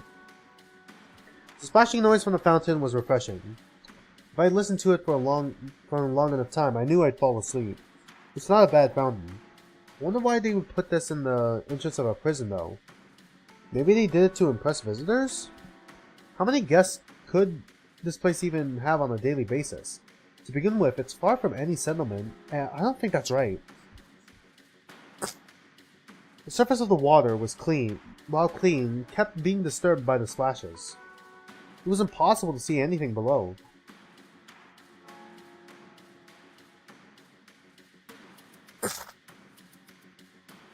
Oh, of course, yeah. Despite what it looked like, the slider didn't move when I tried to pull on it. The reason was simple. It was locked. It took me a bit to find it, but there was a lock. I needed to use a key on it. Oh! Okay, I see. I fumbled with the lock for a bit, given its awkward angle, but I managed to unlock the slider after a few attempts. Alright. Of course, I opened it to reveal a compartment containing nothing but a strange cube object. This merits investigating. Clearly, if it wasn't worth my attention, it wouldn't be here. Inside the open compartment was a strange 3D puzzle object. I picked it up and looked at it more closely. It had the shape of a cube, and there was a grid on each of its sides, other than the top. Each of them had a square button. After fidgeting with it a little, I figured pushing any button caused the surrounding ones to revert to their current states. And on top is a weird dome. Will it open if we solve this? Does that have something important inside? I can't see. It's pitch black. It had 4 very simple lights out style puzzles. If I chose to solve them, I would have to focus on them. No backing out.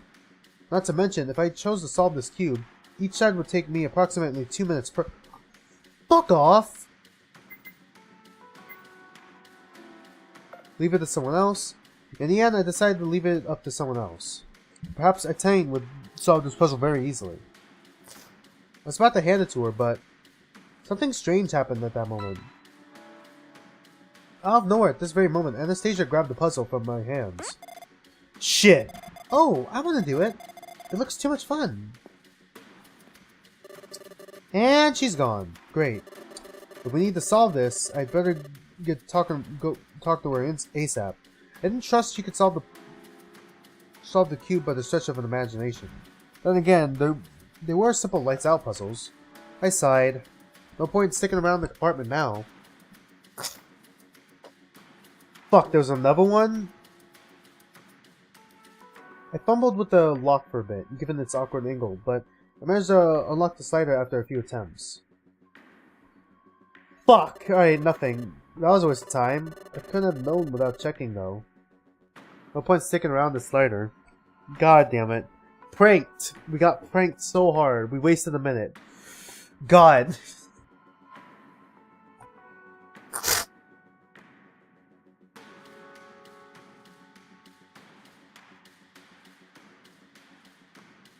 Girl was wearing a happy bright smile on her face. She was also convenient. Yeah. I had distracted before the— okay, yeah.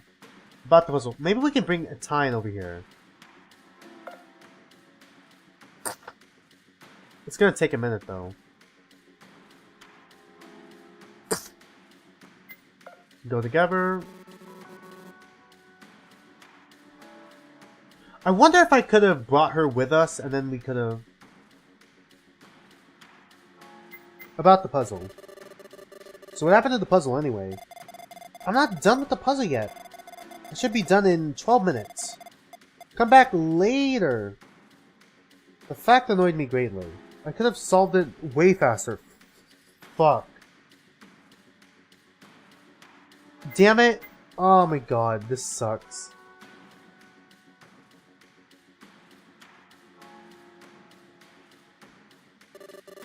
Energy generators?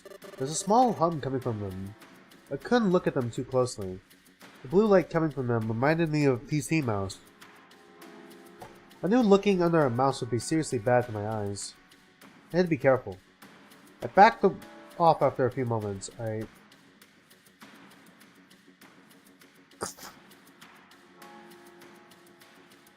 happened to wander back near the generator pillars. They did look cool. I can't look at them for too long, or else I'll get sucked in. The light was almost mesmerizing. I shook my head and left them alone. Kind of alone, as they were 3, so they weren't alone. What? I felt a strange compulsion to look at these pillars again. Why was I so fascinated by them? Oh right, they reminded me of my family. Everything here did, for some reason. I was glad the triplets were safe. I'd been away from them for far too long. I hadn't seen them in forever. And while they were safe, I wasn't safe. What if they were worried over me in the same way I was worried over them? Doubtful since they didn't know what I was up to, thankfully. Ah, yes, a plant pot. There may be something underneath. I lifted them to look up and there was nothing under the plant pots. A shame. I wouldn't have put anything there either. Still, it was good to verify. There's no point in hanging around here. Let's go somewhere else. Her sudden insistence puzzled me. Was she embarrassed she thought something of something and it didn't lead anywhere? Without waiting for my input, the woman moved away. I'd have come back here alone to search this more.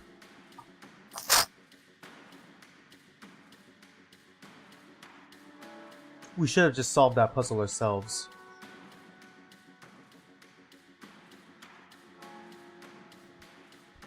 Utine took some of the leaves in her hand, looking at the plant intensely. Do you like plants? That reminds me of when I... No, never mind. Maybe I'll tell you later. Somehow, from the way she spoke, it wasn't a pleasant memory. I assumed it also might have something to do with Anastasia, as her last name Plant meant plant, obviously.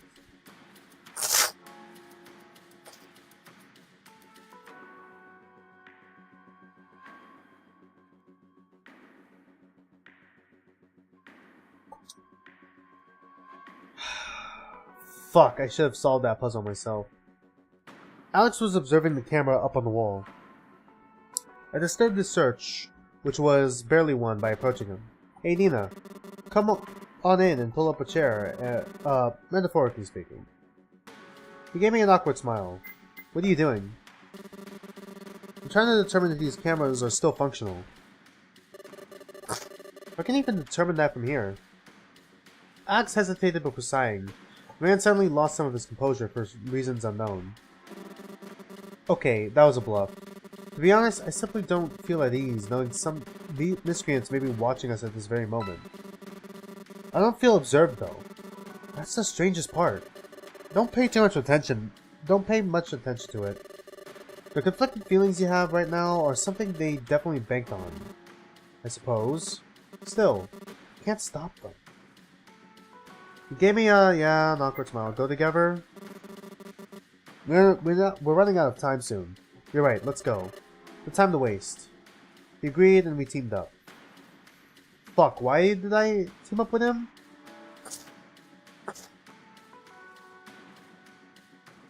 I feel like we just wasted a minute.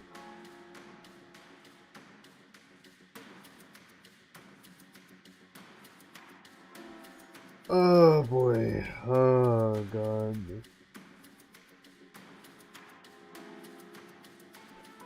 Well, this is gonna be tough. I want to get out of this room.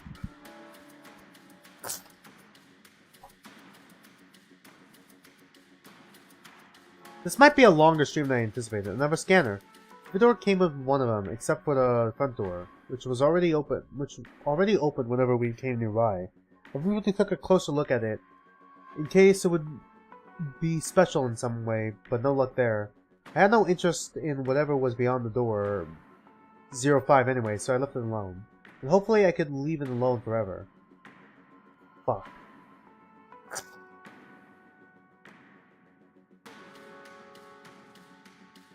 Alex glared at the camera for nearly a minute straight. I didn't know what worded such animosity, but he did it anyway. Earth to Alex? We have to go. Oh, sorry. I just wanted to let the camera know that the cam era is over. Ugh. I imagine the gold tooth he had in his smile made this... made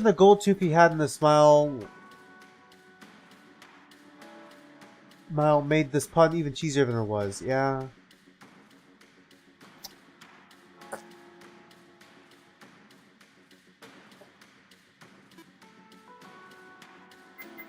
What are you doing? I was running some quick diagnostics on my arm. It's not functioning correctly in here for some reason. Do you think that this was planned by the MTS? Maybe. The simplest explanation is probably that I made a mistake when slotting the charge from earlier. Remember when the door opened? I don't think I actually used a charge, but it doesn't work now either way. He extended his arm and twisted it around, testing if it functioned correctly as an arm. There's also the matter of this door. I was wondering how to open it. Obviously there's a scanner, but so we're looking for someone's hand? If that's really the only way, we're stuck. I hope there's something else, but if all else fails, we'll have to come back to it later. And there may not even be a later. I also didn't relish the idea. It was like some hardcore movie where they cut a man's hand. I don't want to do any of that. The teen watched me with his lone eye. Okay, let's go together. To where? I fucking don't know.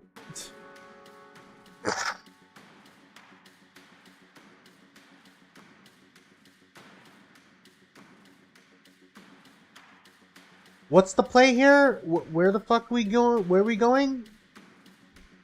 Where are we going? Empathy systems. What's your take on this? The empathy systems. I have heard of this before. I think, no, I don't know.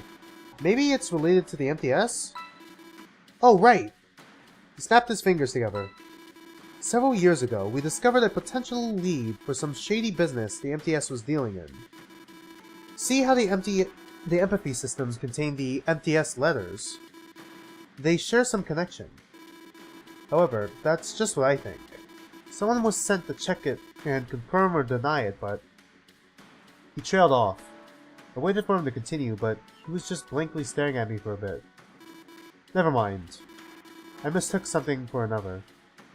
What's up with him? Oh, is it like Mark? Maybe Mark, and then he ended up getting captured. What's up with him? That's not like him. If he's omitting, it must have been important enough though. But for whatever reason, the sudden drop of the topic sent a shiver through my spine.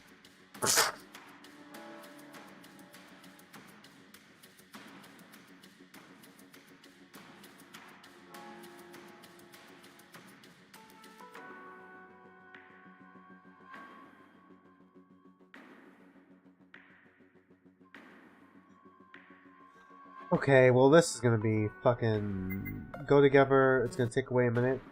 I don't like how that takes away a minute as well. Shit, okay. Well, we just wasted another minute.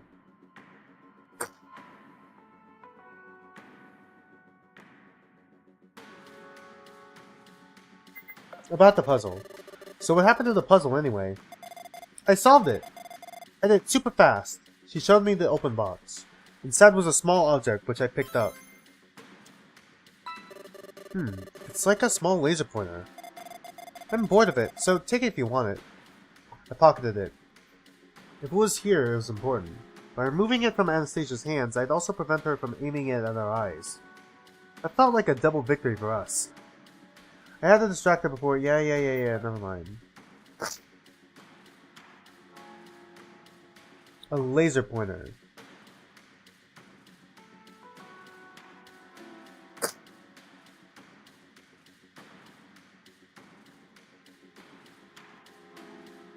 Don't aim at eyes.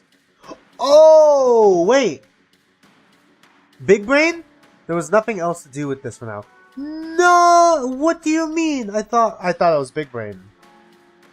Because it's like an eye symbol. Really?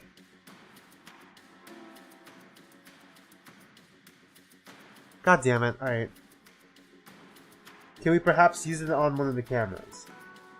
I noticed that these as soon as I entered, was someone watching us at this very moment? It couldn't be. I made sure our intrusion wouldn't be noticed. When the teen pumped into those doors, should have also taken down the cameras for an hour. I was used to cameras and how to beat them, best handle them.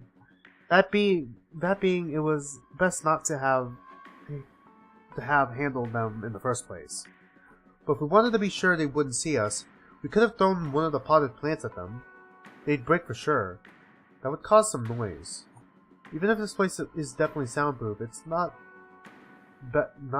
best not to chance it. At least I assume it's soundproof. The doors and the walls are thick. In fact, according to the map earlier, I think the front doors are like 1 to 3 feet in depth. Talk about a castle. I glared up at the camera for a few seconds before leaving it be.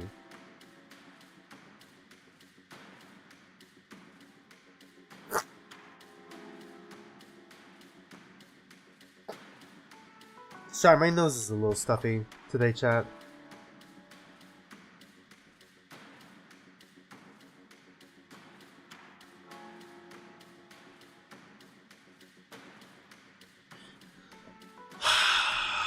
Alright, okay.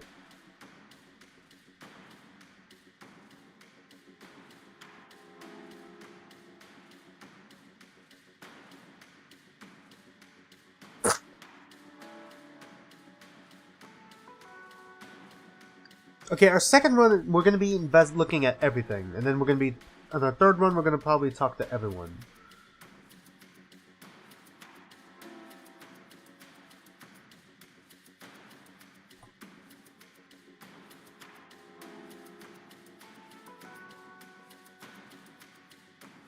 I took a closer look at the doors to see if I could open them. All I figured out was that I had 2 orange lenses.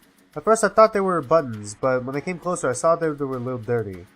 They were unmistakably 2 circles of glass. I had to find something to wipe those circles clean. Oh! My sleeves? No. Yeah. I need something that clean. It's possible my sleeves are fabric. Okay, stained. Yeah. To open these doors we had to use something, and I mentally bet my left leg that these circles were the answer. But what could fit in there? I also had to find the stuff. Until I found something to clean the circles, and something to put in them, there was no way in. Alright. So, tissues? No point in doing this. I need to clean the lenses. What? No point in doing anything with this. I need something to clean the lens. With the tissues? What do you mean tissues don't work?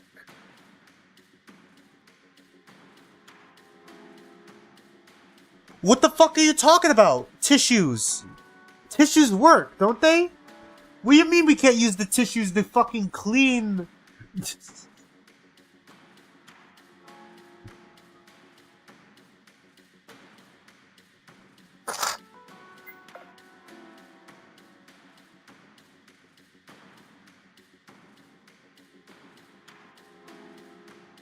Greenery reminded me of my brother.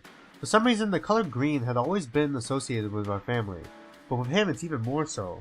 Why does everything I see remind me of him? It must be because I'm finally on the right track. Shook my head to clear it, and instead examined the potted plant closer. Someone else might have overlooked this under normal circumstances, but saying it wasn't important. But I wasn't sharing that option. Digging through the soil, I looked for anything they might have been hidden in there. What I found, however, didn't come in that form. Several moments after starting my digging, I noticed something was behind the potted plants, and I pushed them apart. A switch was behind the potted plant. What? How the fuck did we miss a fucking switch? When we were investigating with other people. What? That must explain what's on the ground. This is linked to the fountain. Is it? I don't know what will happen if this switch was pressed. Alright, maybe I should ask someone who's been in here, but with the MTS before. What do you mean? Anastasia and a teen. I decided not to do it alone. I preferred being cautious. What do you mean? Fuck you. We're just gonna flip it. I decided what? Does that spend a minute? It spent a minute. Alright. We just got fucking robbed of a minute. Alright, Anastasia. Let's fucking go. I'm about to be so mad. There was nothing else to... What do you mean? Just flip the switch. Flip the switch. Okay, 18. 18 these nuts. Let's go. It's just... What? The switch. There we go. Oh, interesting. How the fuck did we miss this with you? She noticed the switch as soon as I brought her over. With the plants out of the way, it was clear as day. I didn't feel right about pushing it without knowing about the dangers. What do you think? You've been in the MTS before, haven't you?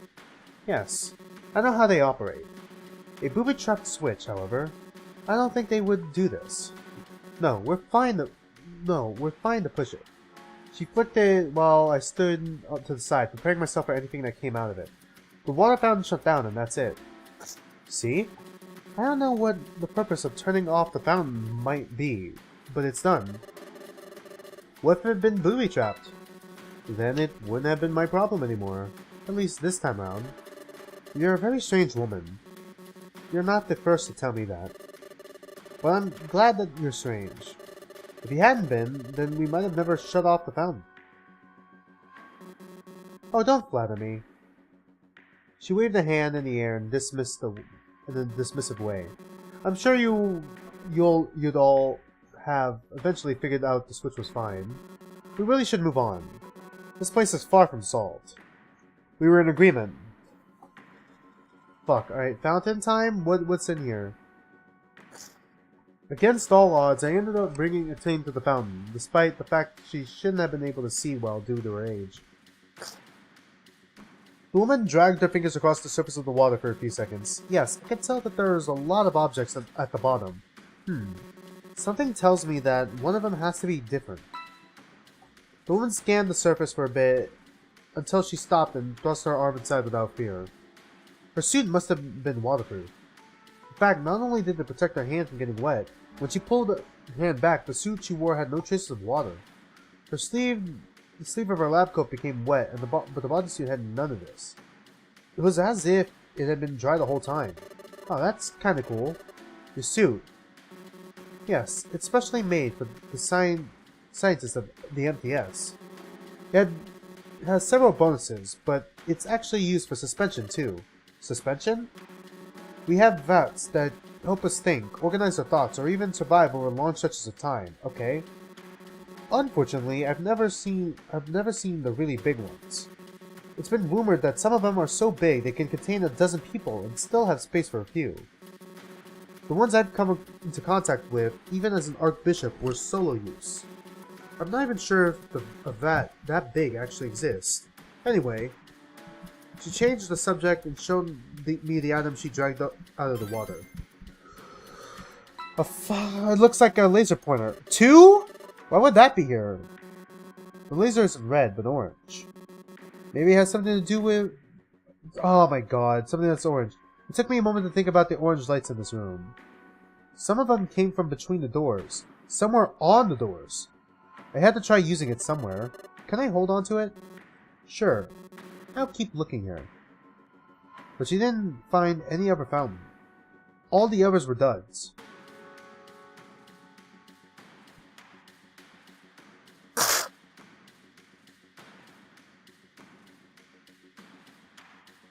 Etienne and I examined a door each. She could hardly see anything through the orange circles. I deduced the circles were made of glass, and I also could hardly see through them on my side. Both doors were absolutely identical, and both doors were absolutely locked. Not only are these doors locked, they most likely won't open so easily either. So what do you suggest? Bring someone with strong arms after they're unlocked. Also, they look a little dusty. I bet people haven't been in there recently. So not only are the doors locked, they're also dirty and stuck. Great! Just my luck. I had to clean the circles, find something that could... Yeah. Okay, cool. What fucking bullshit is this? Okay, the tissues should work on these doors, right?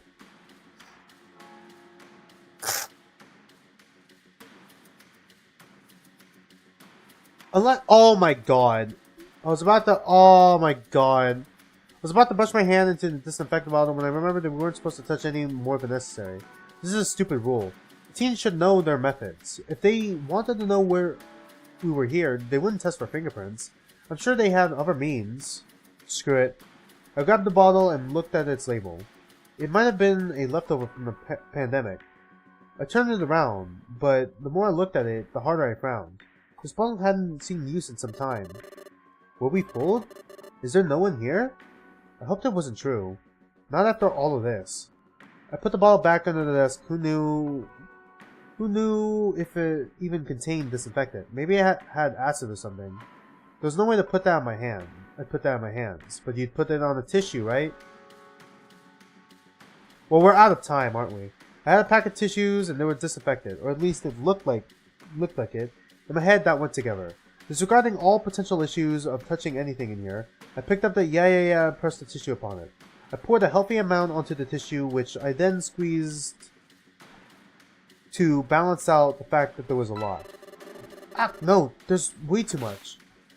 The tissue disintegrated into my hands. Somewhat embarrassed by that mistake, I threw it away. What? Thankfully, I had more tissues at the ready. Once more, with feeling. Carefully, I managed to use just enough the tissue absorbed it without the thin surface tearing apart. Used tissue. Alright, nice. Ugh. It smells like cleaning pop.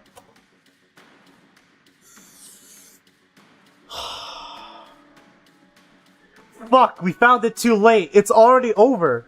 Duh, Nina. It's made to clean things. What did you expect? Fuck me. We just... Armed with the power of cleaning, I was now ready for war. Shit! And this is where we ran out of time. And that's how the story ends. We ran out of time. As soon as the clock hit an hour, we lost. Guards fell upon us and we were cornered like rats. And each and every one of us was killed and... Wait. Hold on. That's not right. No. Let me retrace my steps. Start our explanation over. I'm still here, am I not? Let's go back 1 hour once more and solve the way it actually was. Time is ticking. Yeah.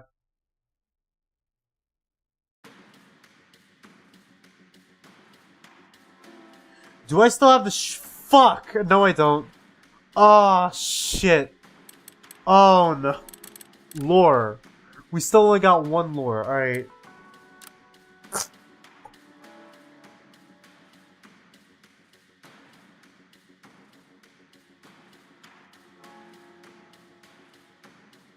Which one had the key? Okay, we need the tissues. Alright. We need the tissues. Alright, let's get all the items we need real quick. We'll get a used tissue. We'll go over here. Should we solve it ourselves? Because we can do it in less time. I kind of want to actually play the game, alright? Solve the cube yourself. I rolled up my metaphorical sleeves and set off to solve it. I planned to go from easiest to hardest. Uh-oh.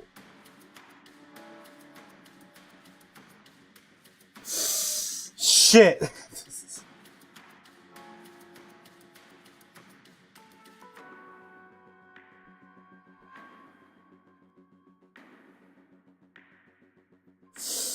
I'm bad at these puzzles. Uh-oh. Okay, well, we just restarted it. Okay. Fuck. God damn it. This is the easiest?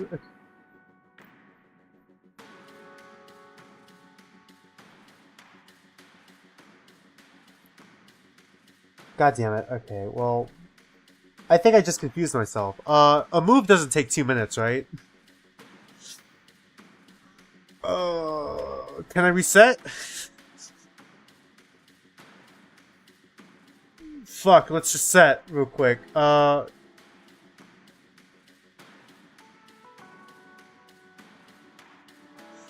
I fucking hate these kinds of puzzles, man.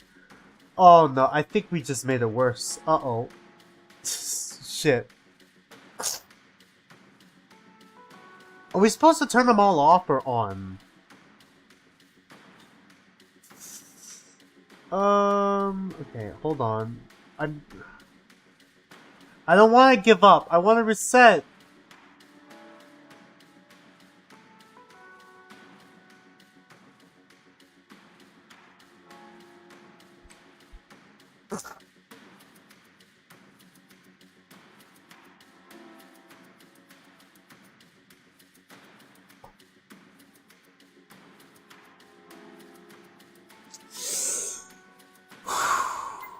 I don't want to give up.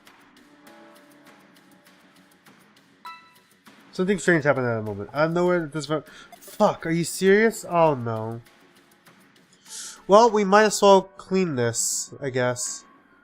I really hope we don't need that extra time. I decided to clean up the circles of glass with one of the tissues from the bunch I found in the backpack. They were semi-transparent, and when they were clean, I could look into them. I took a glance inside. It was barely visible, but there was a red glass circle between the orange one. Was it for infrared? Maybe it was for some sort of laser. This strange locking mechanism, props for not making it a keycard or a hand scanner at least. And now I knew what I was looking for. 2 things that could project lasers. Before I set off to look for them, though, I made sure to go and wipe the upper door's glass circles too. Works for one, works for both.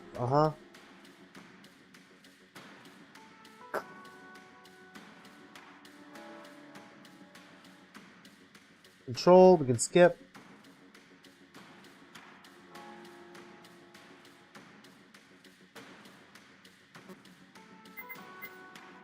Go together.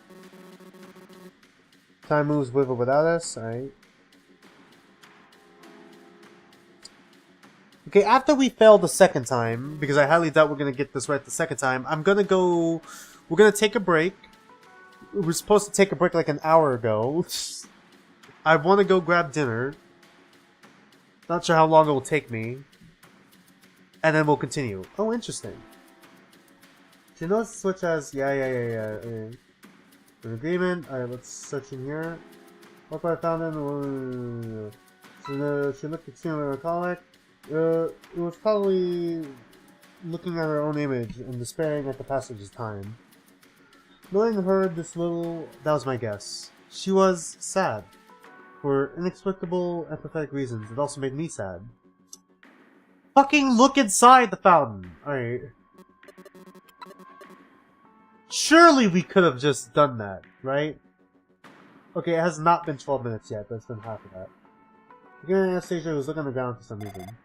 Heyo! I'm Anastasia Plant, the best girl. No, you're not. She gave me a smile so bright, it rivaled the sun. Got the cube. What did you do with the puzzle? Anastasia is not home at the moment. Leave your message after the beep, and she will send you a reply soon. Beep. Can you let me see it then? It took me several moments of silence to realize the girl actually treated it as if I'd left her a message for later. Thankfully for me, Anastasia came home quickly to pick up the phone and check her messages. Ring, ring, ring. Oh my god. Ring, ring, ring. Why did we bring her with us? I'm sorry, this is your fucking Archbishop? She insistently looked at me. I had no choice but to act like I picked up the phone. Hello? I'm not done with the puzzle yet. I should be done in 8 minutes. Oh my god. Okay. Goodbye, Ka-chunk. Refusing to elaborate further, she proceeded to disregard me entirely. It didn't matter what I did to try grabbing her attention. I didn't know how long she'd be like this. All I could do was, okay, yeah, bang on the time being. She really operates on her own rules. It's annoying. Okay. What are you doing? Are you searching for a secret switch? Nope. I'm counting the tiles. And how is that going for you? I'm bored. No, wait, I'm not bored. I'm Anastasia. I decided to give up. Not even a minute talking directly with her, and I already gave up. This girl's power was unimaginable. She had the power of making me want to go back to bed. Amazing. She gave this... Holy shit. She gave me a smile so bright it rivaled the sun. I'll be around here. Maybe, maybe not. Who knows? It's a mystery. Oh. She resumed looking at the ground where there clearly was no mystery.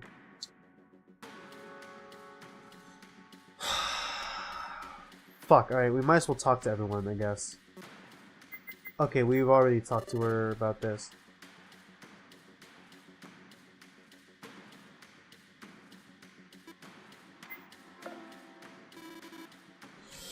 Shit. Did she say 8 minutes or 12:20? God damn it. Okay, I'm trying to think. Where have we not searched yet? It was a really nicely detailed fountain. I doubt that I could have done much with it though. I'm wasting much time. Carrying with me a wish of owning a large enough mansion to have fountains like this one everywhere. Okay. Great. This door here is made out of door. This door was labeled by the number 0 and 2 together. Why did they even have a 0? Were there supposed to be more than 9? Otherwise, that's a waste. Why not just stay single digit? Either there was a reason for this, or MTS was built on crazy. I abandoned the door after musing at that aloud. This wasn't the door we're supposed to unlock. Yeah, okay.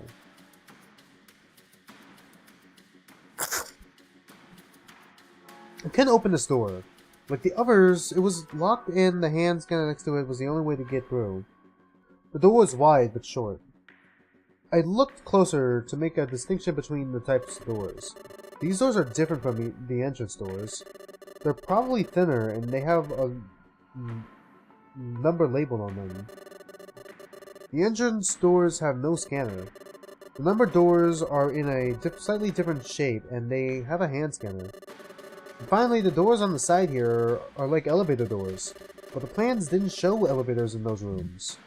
In the end, classifying each door into a type wasn't too useful.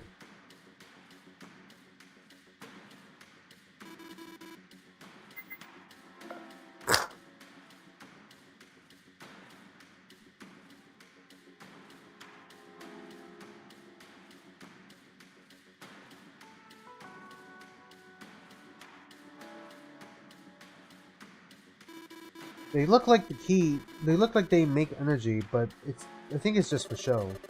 Intimidation by generator pillars, I mean? Fuck. First I've ever heard of that tactic. It's made to look more sci-fi than it actually is. Remember, this place is a prison. We're here to find prisoner cells, not power cells. We didn't stick around the pillars for too long. The insistent humming coming from them was driving me up the wall.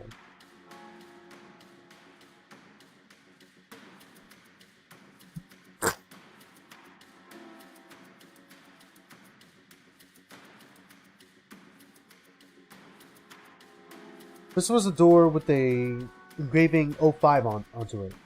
The presence of a 0 made me believe there was more than 9 doors. Otherwise, why add it? On one side, there was a door marked with an 02, and on its opposite, 05. The door leading to the inner room was 06. I somehow doubted there were more than 6. The octagonal room was in the very center. The maps were correct, then 01 was here. Then it was more or less a spiral thing starting from the lobby and ended in the middle. The final room was 06. This meant there was no room for more rooms unless there was a second floor. There might have been. There had been no map for that. and Etienne was adamant he'd been thorough. Maybe it's just for aesthetics, and it doesn't have any other meaning? Sometimes the simplest explanation was true. Occam's razor, alright.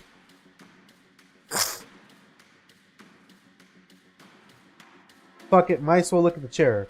As far as I could tell, it was just a chair. Thankfully, checking this didn't waste any time. Really? Wanted to fucking waste a minute so we can get that puzzle.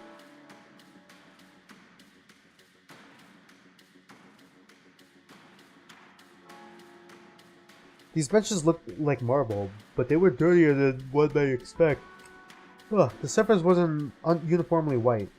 There were black markings all across, such as cracks or holes, as if to simulate being imperfect. Aren't we all? I imperceptibly muttered the words under my breath before looking elsewhere. God, this game is hard. Alright. About the puzzle. Solved it, did super fast. Alright, there we go.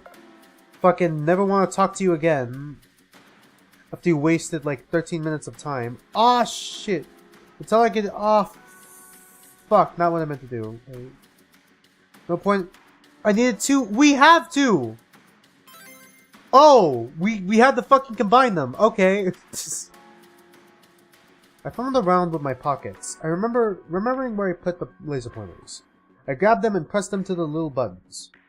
It had been a cat. If it had been a cat, the double lasers being projected onto the wall would have been some sort of heaven. Or it could have been hell, too.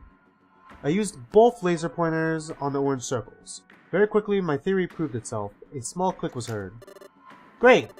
Let's proceed. With these doors unlocked, I'm one step closer. I still had to open the doors now that they were unlocked, but one thing at a time. Before I opened this door, I had to unlock the other one too. Much like earlier with the tissue, I mimic what I just done. Exactly like its twin, the other door also unlocked.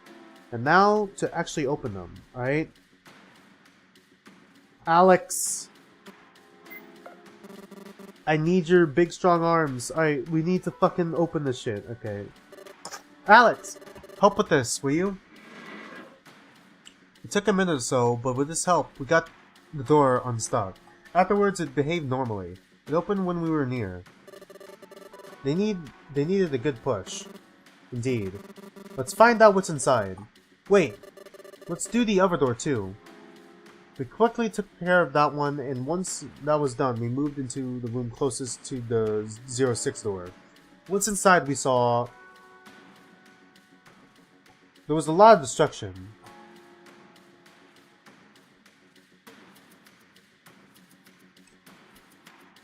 Alex and I paused when we entered the room. I looked at him and he looked back at me. The same incredulous surprise was etched on both of our faces. That's some mess. Not my kind of thing. I will investigate elsewhere, if you don't mind. What do you mean? He left me alone in the doorway where I stood still for a few moments. The team joined me momentarily. This is a bit of a mess, and a lot to take in. Wait, there's that thing. Oh, for fuck's sake, the robot. He immediately noticed a large robot, sitting on the ground with its back in the corner between two machines. Hold on, I think perhaps... The team moved down to the robot, examining it closely. I looked around the room briefly. What a mess. After a bit of mechanic work, a team rose back up. The android had come to life. Slowly, it stood up and faced us. Greetings. Apologies if we do not seem presentable. We? We would appreciate if you refer to us in that manner as well. You may think of us as a non-deterministic or plural. Whichever you prefer is of no consequence. What a weird one. We can hear you. Oh, right, sorry. So, you are an android. I caught that much, but who are you actually? Your names say it. We do not know. Too many things come to mind. That's strange. Oh, is it like Emily where there's like multiple personalities? Okay. It's highly likely that, okay, if what I said before was true, And it isn't exactly like the break-in and breakout wasn't exactly happening at the same time. This could be like everyone else in the previous cast, in the other cast. Oh, that's strange. Oh, no offense. It's just different, I suppose. I'm Nina. This is a team. E-T-A-E again. E-N-N-E once more. It's a French name. Etime. Itai again.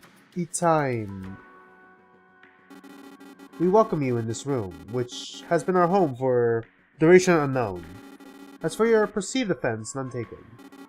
We are eager to be of use, but we are also understand if our sudden appearance may have been unforeseen. We are also fine being left here. The android was looking around themselves as if they were searching for something. They didn't seem to have found it. Well, I'll be here. I need to figure out what all this means. I guess I'll look around. You don't mind if I keep your maintenance up for a bit? No, by all means. It is our joy to have a caretaker. The machine moved an arm and it made a worrying cracking noise. Hold on, your joints are damaged. Yo, just hold on a sec. Okay, yo? Okay, that sounds like Marco. You're just gonna do as you please, huh? What? Where did that come from? Yeah, that kind of looks like a different pose, right? Not sure whose pose it was. How can we be sure you're not going to break us further? How can we be sure you're not going to break us even further? It was definitely a pose of someone I saw in the last game. I just don't remember whose pose it was. He was the one who repaired you to life.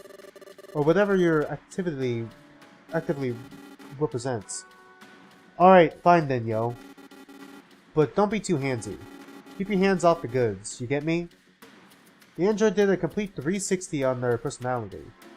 Now they felt like some street rapper. The teen and I looked at each other, worried for what this could mean. In the end, I left him so he could take care of the android.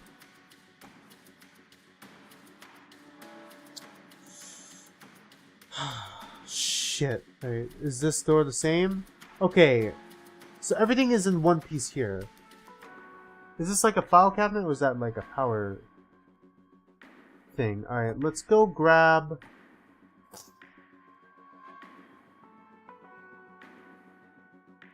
her real quick. Go together. Alright.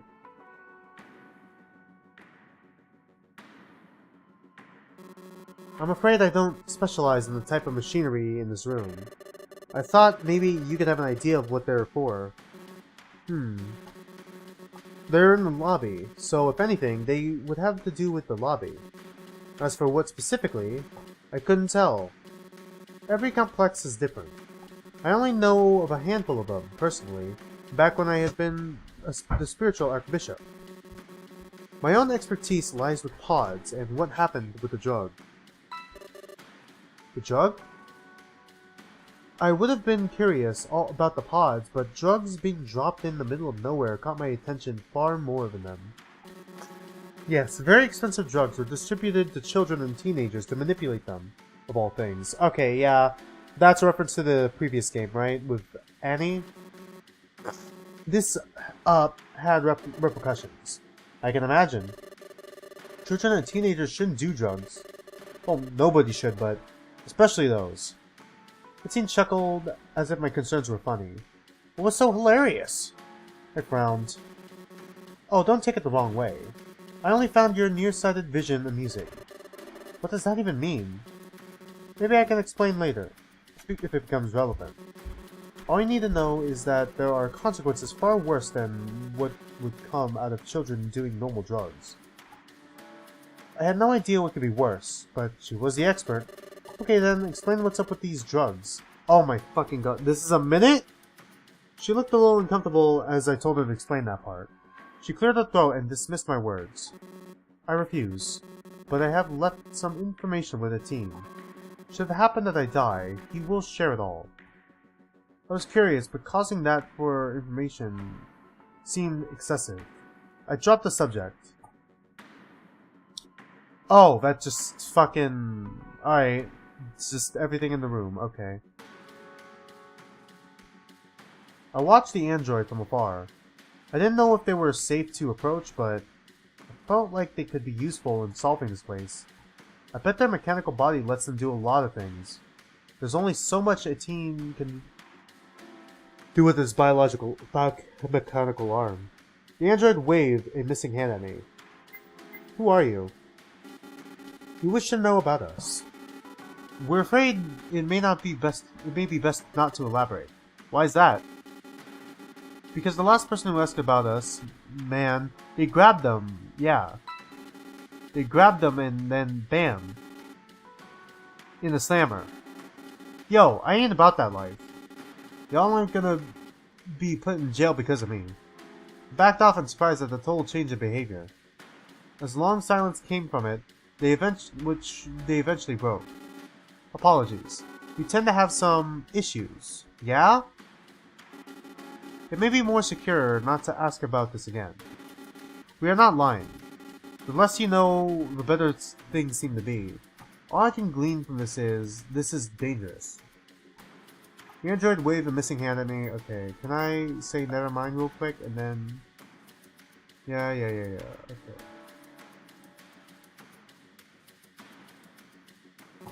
Ah, it looks like someone beat us to the punch. Huh? Oh, sorry. I was just thinking maybe someone damaged this equipment by punching it repeatedly. However, it seems a bit unlikely. She motioned at the state of the room in general. I doubt they could have break everything in here with nothing but their hands. It's all made of a special metallic alloy. You already saw how strong the doors were. Someone broke in here with heavy tools and did a number on this room. Were they trying to get in too? Possibly. It's equally possible that a person has already infiltrated the complex. However, why are the doors locked if that was the case? Maybe this room is supposed to look like this. Oh, do you think the damage in this room is on purpose? It's also possible. I don't know which one is more worrying. Nevertheless, everything in here was useless for us both to examine. Even if even a teen didn't know what to do with it, I thought it'd safe to cross it all off in the interest of saving time. Fuck, alright. Yeah. A teen was examining the many damaged pieces of machinery in this room. He didn't seem too happy about them. This room is a total waste. What do you want? The man crossed his arms at me. What are you doing? The teen dragged his hand along one of the broken surfaces. His words tinted in apprehension. This wasn't done without purpose. But the more I investigate this room, the more I think it wasn't planned either. What do you think? You're the investigator. I took a glance around. The destroyed pieces didn't seem to follow a pattern, just as he said. Whatever did this was probably in an extreme state of anger. I wonder if... I glanced at the android nearby. He didn't react, but a teen understood what I was implying. Doubtful. Doesn't seem strong enough. Might have been an accident. I think we won't get the answer to this for a while. And either way, this isn't why we're here. Let's mind our business. We turned away after a moment, remembering our mission. The man crossed his arms at me. Go together, alright. Are you sure you need my help now? I'd rather stay here, but if you claim you do, I'll come. Well, it's not necessary, I guess. So then, which is it? Stop wasting time and make yourself clear. I just felt like I could use another pair of eyes to help. The teen pointed at his mechanical eye. Fine, that was a fair rebuke. Even just one could be useful. It would multiply my eye factor by at least... my eyes at a factor of 1.5. He smirked at my words, crossing his arms pensively. The third eye, isn't it? Fine, I'll humor you. Sure, the third eye, whatever. As long as it meant he was coming with me. I wasn't going to care. Jesus Christ, Okay, let's look in this room real quick. What do you think about all this? Ah, you need my help for this. I have to admit, I'm at an impasse. Fucking techno-physician! Techno-physician! What? Aren't you the scientist? The science guy? I would agree, because I wholeheartedly believe this whole operation would be nothing without my involvement, but I don't understand how to mess with these things properly. I feel like any misstep and the room could become like the other one. I remember... Oh my god, I remember the state of the room next to this one. It didn't look like the machines blew up there. The damage wasn't like that, anyway. Man.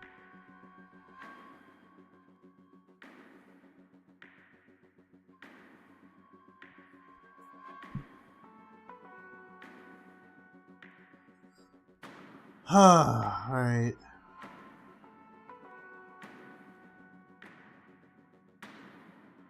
Not gonna lie, this is actually kind of difficult. While that's the case, I have the feeling the many buttons and dials in this room might be our way out. Let's not tempt fate by making them inoperable. I didn't have a choice. If a teen wasn't of any use, who would be? Alright. There's a vent here? Oh my god, alright.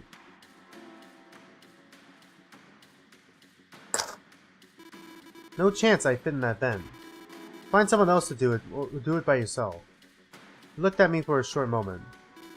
Yeah, find someone else.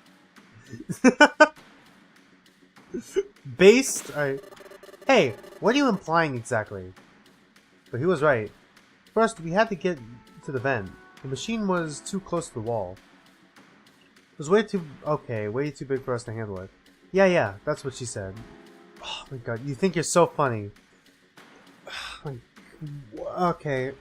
Thanks, game. Okay, how about this? Can you mess with this? A teen was looking through the drawers. Each one of them contained a server slice. Found anything interesting with these slices? They're called blades, and no, they don't give me any information. With enough time, I could connect using my hand and carry their contents with me, though. Then I could send them to my computer and decrypt everything. That seems useful. Think you can snag the files real quick?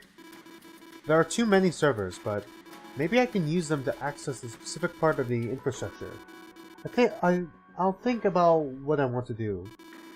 If everything goes super well, maybe I'll be able to grab all this info right out from under their nose. Since they're in here, I doubt these servers contain important stuff, but they might connect to the PC elsewhere. He pondered on it for a moment. Actually, maybe that's a good idea. Do you have everything in order so far? Yeah, I think so. Good. If something really bad happens, check in with me. I'll be very busy trying to extract some stuff otherwise. He turned around and focused on the servers. Since hacking was hard work, I doubt he'd be allowing anyone around them anymore. Alright.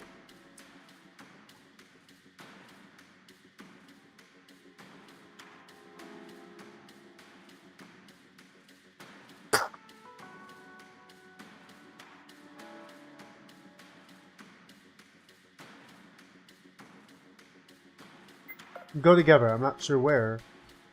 Even though the androids seemed lost, they still looked at me when I went up to them. Hello, darling. We are pleased to meet you. You've already met me earlier. That is correct. Was there anything on your mind? We should investigate so we can make our way in. Are you sure it's safe to do that? Accompany the bus. We don't know anything about ourselves. What if we were dangerous? I may need your skills.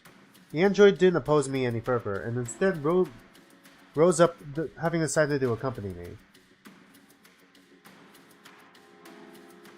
Might as well try. There's no possibility my hand could open this lock if I had put it against the scanner. Absolutely none. I was tempted though.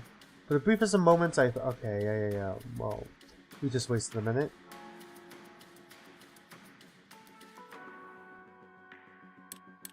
Status. Android, yeah.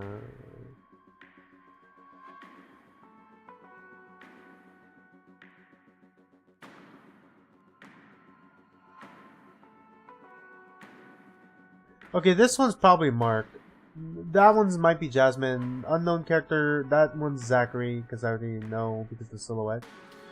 No idea who fuck this is. They have humongous hands. And then that one's Marco, probably.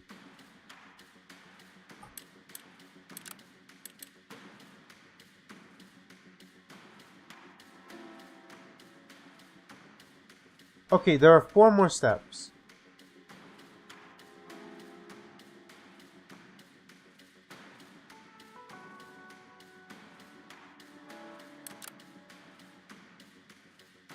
Oh, okay, that's kind of useful.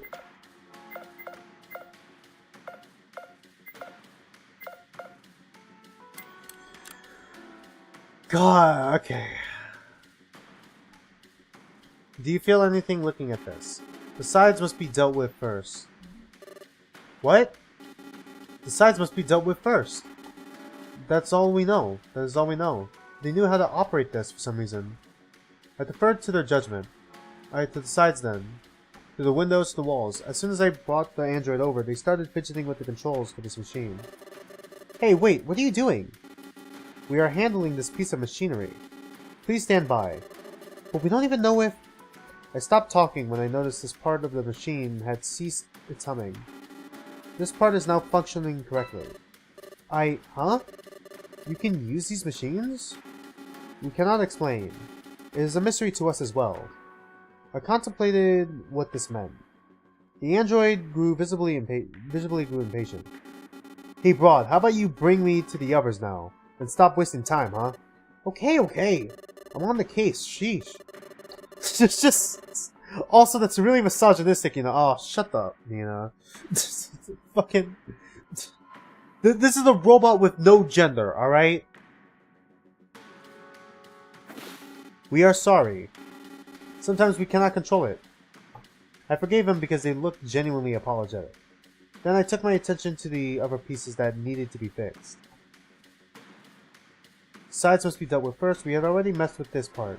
Had we? Or rather the android had already messed with... Okay, messed with this part. There's no time to waste as a result. What? Okay. This side then? Just like before, I stood by while the android worked away. Just like before, it took... Why is the android just part of the cast now? Like, we just fucking found it, and now we're just letting it fuck with this thing. Alright, cool. Finished setting everything up in this area. I still wonder how you know how to operate these things. I figured a teen might know, but you? Who are you exactly? We are sorry, we do not know. We can see that you are in a hurry, however. We can take a moment and think about our name later. It's a little hard calling you Android and you all the time. Nos ne nos en circus pas pecu. El me salambe que qu'est votre problème? Now you're talking in French. Stop that. In ordinal. And now it was German. Where's Klaus when you need him? Alright. I abandoned the pursuit. Alright. Did we do it? We had already messed up. Okay. Thankfully, there's no time. Thank you. Alright. For the 3rd time, I stood by and watched as the android flipped the switches, adjusted the dials, and looked at various screens. This time, however, a change was felt somewhere. A low rumbling happened as something shifted. We believe something from outside this room has changed now. Like, what?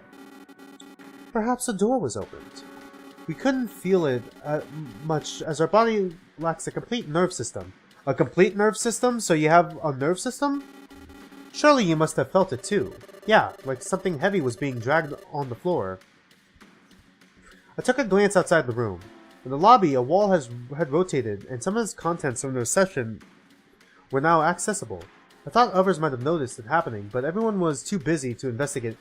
What, the fucking wall that we all felt move? That we felt move in a different room? And you're telling me the fucking, like, Alex, Ete, like, there are 3 people there, and they didn't see it. Alright, whatever, alright. Fucking, all of you are useless without me. Alright, what part?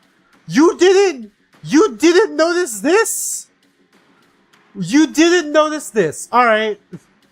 Okay, I believe you. What? The fucking potted plants that were there are gone now. Okay, well we can't interact with that anymore. Alright. There's probably something in the pocket of this, right? I checked the lab coat's pockets. Inside one of them, I found a key card. On it was a big number 6. Oh shit, did we get it? Maybe this will work? It's kind of weird though. If this works, what's the point of having a hand-shaped icon on the scanners? Is it just a red herring? It seems to me fingerprints make for a better lock than using keycards anyone can steal. My rhetorical musings found no answer. If this keycard worked though, I knew where I'd go next. I'm gonna dismiss him. Hopefully we did not need him for something else. How do I... Okay, second... Really? Really? We just used the keycard, Lamayo! There was no... Fuck! I mean, the keycard! The keycard! There's no way this works, right? I stood in front of the scanner. I swiped this card over the scanner. It would all be over. If I had any lingering business to do here first, now was the time to choose. Let's go. Gather everyone and leave. I called for everybody over and braced myself. It was time to get in. Your time is spent. Alright. Your is spent time. Really? That was it? The fucking key card? I thought there was more. I swiped the card over the scanner. I really like the guide. It really is helpful. It gave a satisfying beep and the door was unlocked. That did it. We're out of here. I guess that's incorrect. We're in, not out. All the others joined up with me in front of the door, including the android. We all easily looked at them. We're just letting the android come with us. Alright, it's just part of the cast now. Alright. Obviously, they hadn't been part of the little excursion. I could see the question on everyone's face. Since no one dare asked it, I did it for them. So, what do we do with them?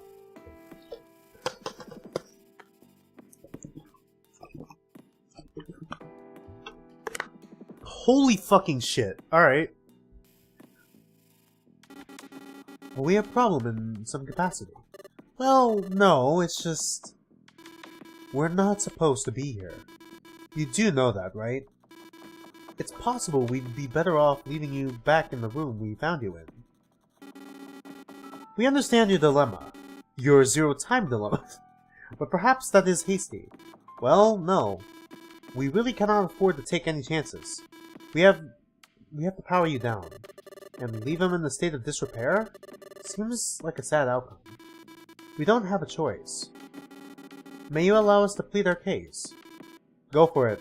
But be quick. We only have, like, 18 minutes now. Probably 12, in all honesty. Our memories contain a complete map of this place. It is more detailed than any of you'd have.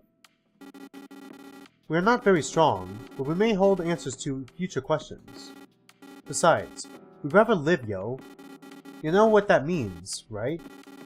Being powered down? That kind of threat is like asking for a boozing. Are you threatening me? The android looked apologetic. Apologies. We seldom have issues remembering how we should act. You are right. It may be too dangerous to keep us alive. However, we would still prefer not to be killed. What isn't dangerous about this location? You have a point, but it doesn't mean we should add more danger. Give me a minute. We don't have a lot. Make it snappy. Italian went with him, and they discussed in a low tone. I felt bad for the android. Powering them down was akin to a death sentence. I vote we keep Mr. or Mrs. Roboto. They're fun. Thank you for the vote of confidence, but we will have to acknowledge the leader's decision. I'm still not sure if that's Etine or Atine. I'm not even sure how to pronounce their names, obviously. Oh, it's definitely Atine. Etine likes to act aboard and keeps telling everyone that it's all thanks to him, but it may not look like it, but all of this has been organized by her, long ago. That woman was almost like a clairvoyant. She knows everything, except for the contents of this place, apparently. Oh yeah? She legitimately didn't know. Everything else? He snapped his fingers. Just like that. The Titan wishes he could be as precise as her. Stop talking behind my back. At that moment, the two came back. The Titan glared daggers at Alex. I think I'm mispronouncing their names so bad. Anyway. Oh, fuck, we reached a consensus.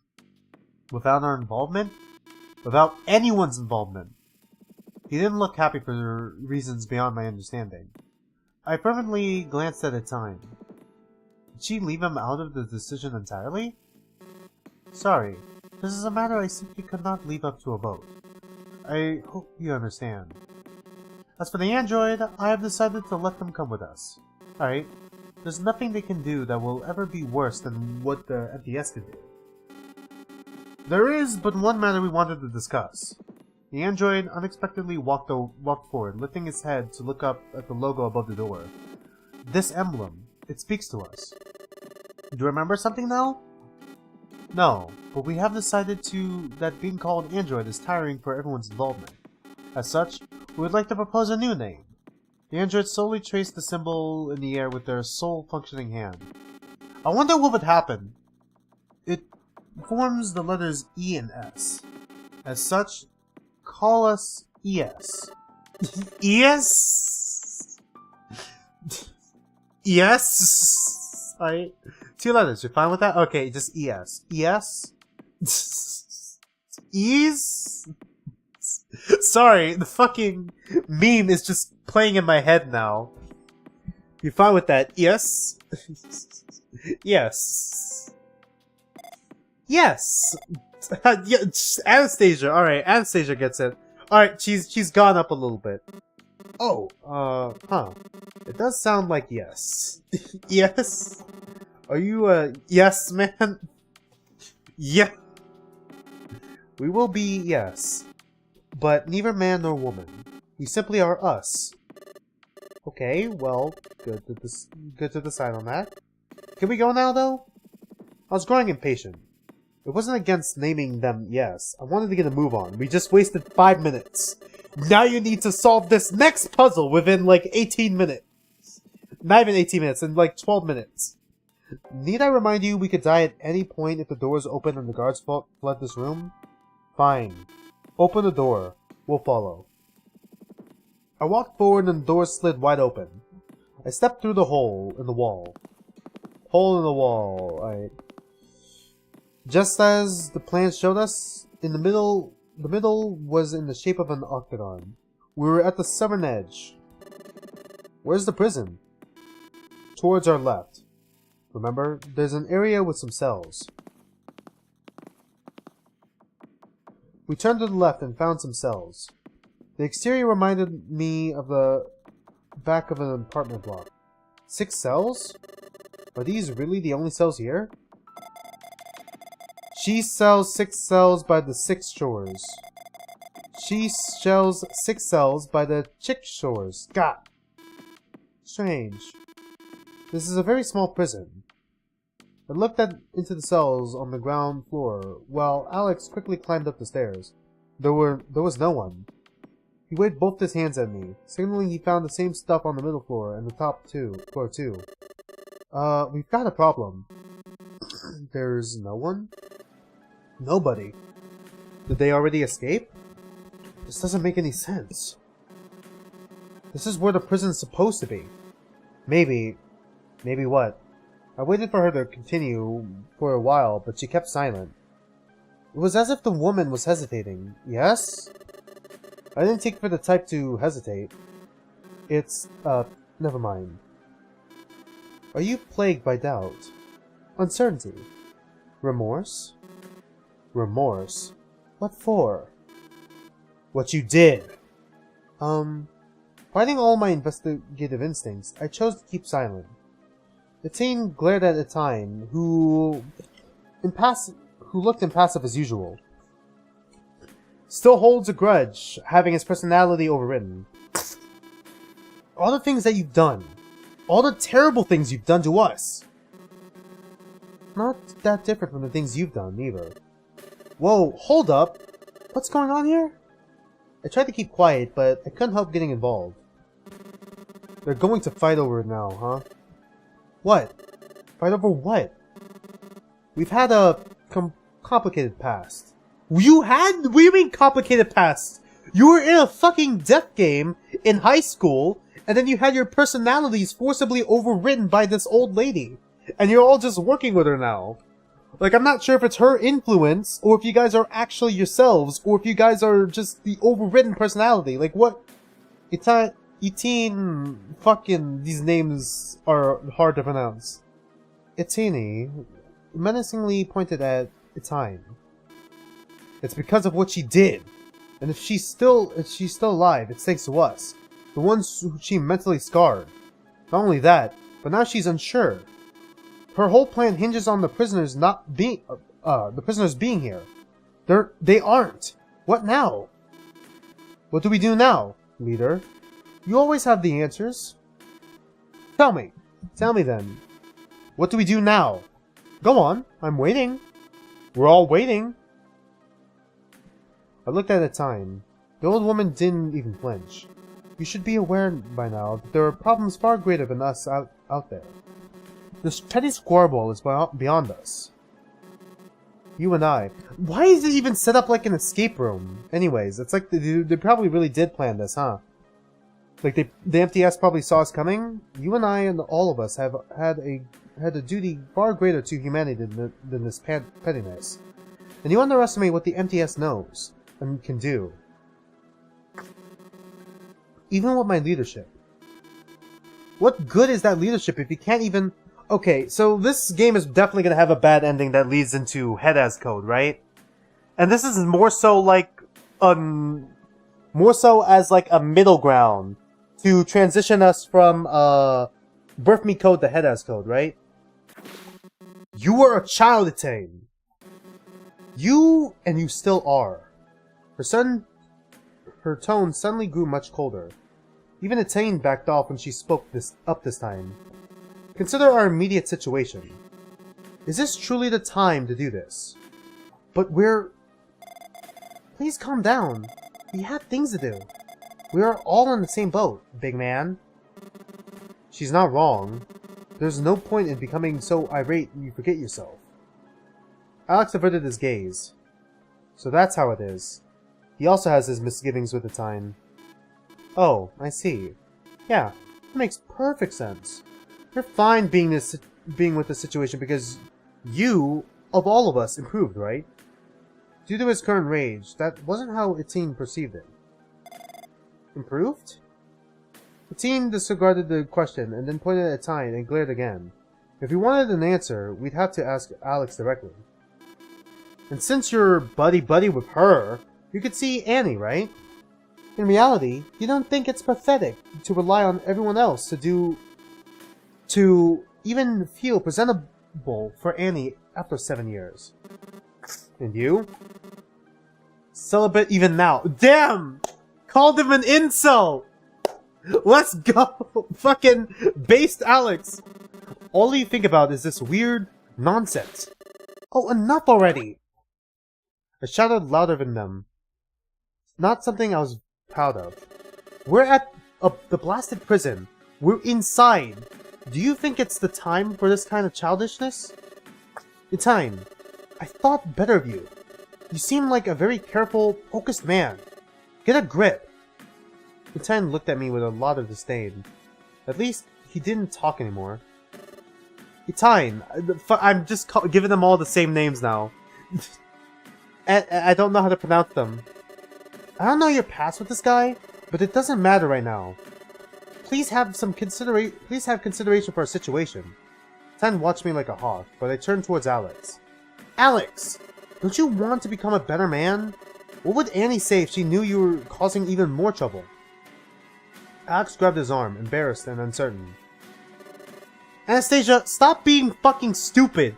Use your head for once! You're fine, I guess. Is she though? Anastasia gave me a peace sign? Is she though? S. Never mind. You're also fine. I'm out of things to say. But just because one thing isn't going according to plan doesn't mean we should fight over it. Remember your purpose. And my brother is out there somewhere. And every second we waste on this is another moment in which he's in danger. Let's go find the prisoners. I get it. They've been incarcerated here somewhere. That we know. As soon as I brought back the subject of family, Alex's gaze hardened. The teen still wanted to say something to Alex, but seeing my glare, he held back inside, closing his eye.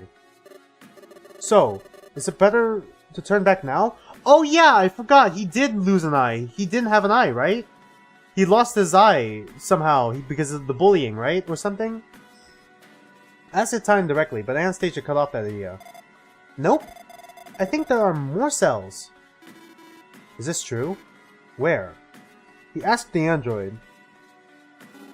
According to our memory map, there seem to be some holding cells in the southwest corner. All of us are going to a corner? Isn't that dangerous? I know Etienne's plan involved him going there, but it was just him. If the guards find us, I could say I'm guiding you around. We're wanted, Anastasia. Not to mention, this complex doesn't belong to your ranch. Whoopsie! And that's all it is! Go! Quickly, now! Alex made his way back down to the floor, and we were off again. This time moving a little faster than before. We retraced our steps, only to find the door to the entrance hall was closed. Try as we might, the door didn't budge. It was as if it had locked itself back, and the car light flash wouldn't open it again. Oh, this doesn't look good. Let's go around! There's a hallway connecting the octagonal room to the corners. From the corner, we can get back through the door numbered 101, we found in the entrance hall. We'll catch Annie and Marco from behind. We should still be fine. Without any further words, we turned around and ran back across the cells. Suddenly, a loud thump echoed from behind me. I stopped in my tracks, looking around for the source of the noise. It was just Alex, who slammed into a wall by mistake. Are you okay? You should look at where you go. I'm good. Go forward. The door wasn't locked. It opened as soon as I stepped near it, and then I went through the doorway. I emerged into the hallway. The atmosphere was more foreboding, so I slowed down. I took a couple uneasy steps and then... Is there dead bodies? Some sort of noise stopped me in my tracks. I disregarded it, thinking someone else had tripped, but it didn't stop. Oh, it's the gas. It was like some kind of hissing. Uh-oh. What's the sound? I looked around myself. No, it wasn't ahead of me. Neither were on my sides. It came from behind me. I turned around and I saw nothing. My vision was suddenly filled with nothing but a massive cloud of gas. Etienne! I don't know how to pronounce his name. Etienne! Alex! Everyone, are you okay? I heard some coughing. I blindly walked into the gas and started coughing too. Within moments, I felt heavy thuds as everyone collapsed, one by one. Wait, how did the fucking android collapse? He doesn't have lungs, I don't think. Not good. I can't go back there, or else I'll collapse too. I turned back towards the hallway. I didn't want to abandon them, but what choice did I have? On my right side, I heard some sort of gurgled scream. It came from a man. I could tell that much. Was that Etienne? Or maybe Alex? What the hell is happening here? I wanted to help whoever released it, but I wasn't equipped to deal with this gas. I was in as much danger as they were. In that split moment, I made my choice and took off in a sprint. Unfortunately, at that exact moment, someone or something grabbed my ankle from behind. Ah! Okay, we're back here. I let out a scream of my own and fell down to the ground. It took me a second to get my bearings in order, but then, when I opened my eyes, I saw smoke fill the entire hallway. It's over. It's too late. I can't rise back up now. My eyes stared directly at the ground. I reached for the surface with my hands, gradually trying to pull myself back up. There was someone in front of me. Who is this? No answer came. They were crouching, but why? Okay, that looks like Side B, this guy, right? I'm assuming this guy is our protagonist for the Side B. Is that our brother? Maybe? Maybe it's our brother, but in a disguise for some reason. Why are you dressed up like this? They were crouching, but why? Were they simply concerned, or were they checking to see if they'd eliminated their prey? The eerie looming figure wasn't moving. Time seemed to be at a standstill. I coughed uncontrollably until my vision started failing. Yet, I lifted my head, since the heavy fog still wasn't weighing enough to prevent my neck from craning up. I don't think so. Why the fuck is our brother's hair purple then? The brief glance revealed... Oh, well, purple is a complementary color to green if you look at like an RGB. Or I guess it's more accurate to say magenta. If you look at an RGB, so maybe it's like our brother, but then he's like wearing purple in order to make himself look more unique. And try to separate himself from family because he's envious of his family, right? A brief glance revealed a tall man whose physical features could hardly be distinguished due to the blinding fog. Crawling towards him was an impossible task. This gas had sapped nearly all my strength. And with it around, everyone in this area would soon be passed out, including myself. The plan was to at least muster enough strength to catch a glimpse of the man's face. He was looking down at me as if he wasn't inconvenienced by the gas. Our gazes locked and I fell back down, flat to the ground. I had etched the sight of this man in my mind for all time.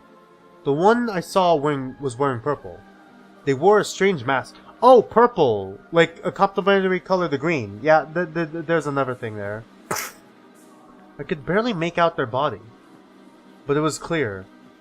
The one I saw before passing out was you. Zachary. Was it Zachary? I don't think so. Unless there's two Zacharys, but that'd be stupid. Wake up! I didn't want to wake up, even if the voice I heard was that of my charming dearest. Hey! Wake up! His voice was calling for me again. Surely it should have been fine to take 5 more minutes. Damn it, wake up! We have a situation. I don't want to just yet. Give me 5... What can wait? This time, my dazed tone replied to his voice, hoping that it would convey my desire better. We don't have 5. Wake up already! At his insistence, I suddenly thrust my hands on the surface and grasped loudly while lifting myself up. Ugh! This is filthy! This is the ground, not my bed! Get up! We're in the hallway! I glanced around. He was right. This was the hallway from earlier, when I passed out.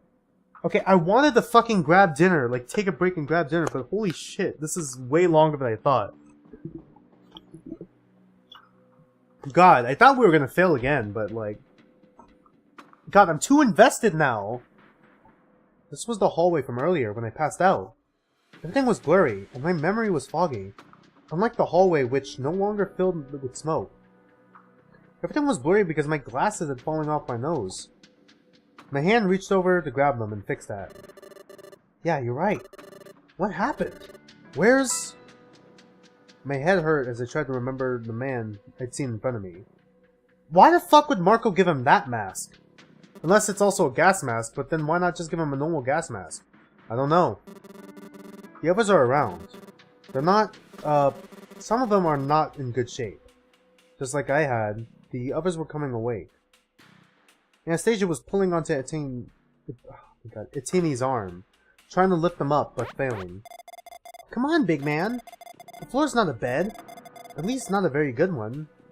And then there was Alex, already up and about. Next to me? Next to me. Is everyone fine? What happened? I repeated myself, asking the others this time around. And where's S?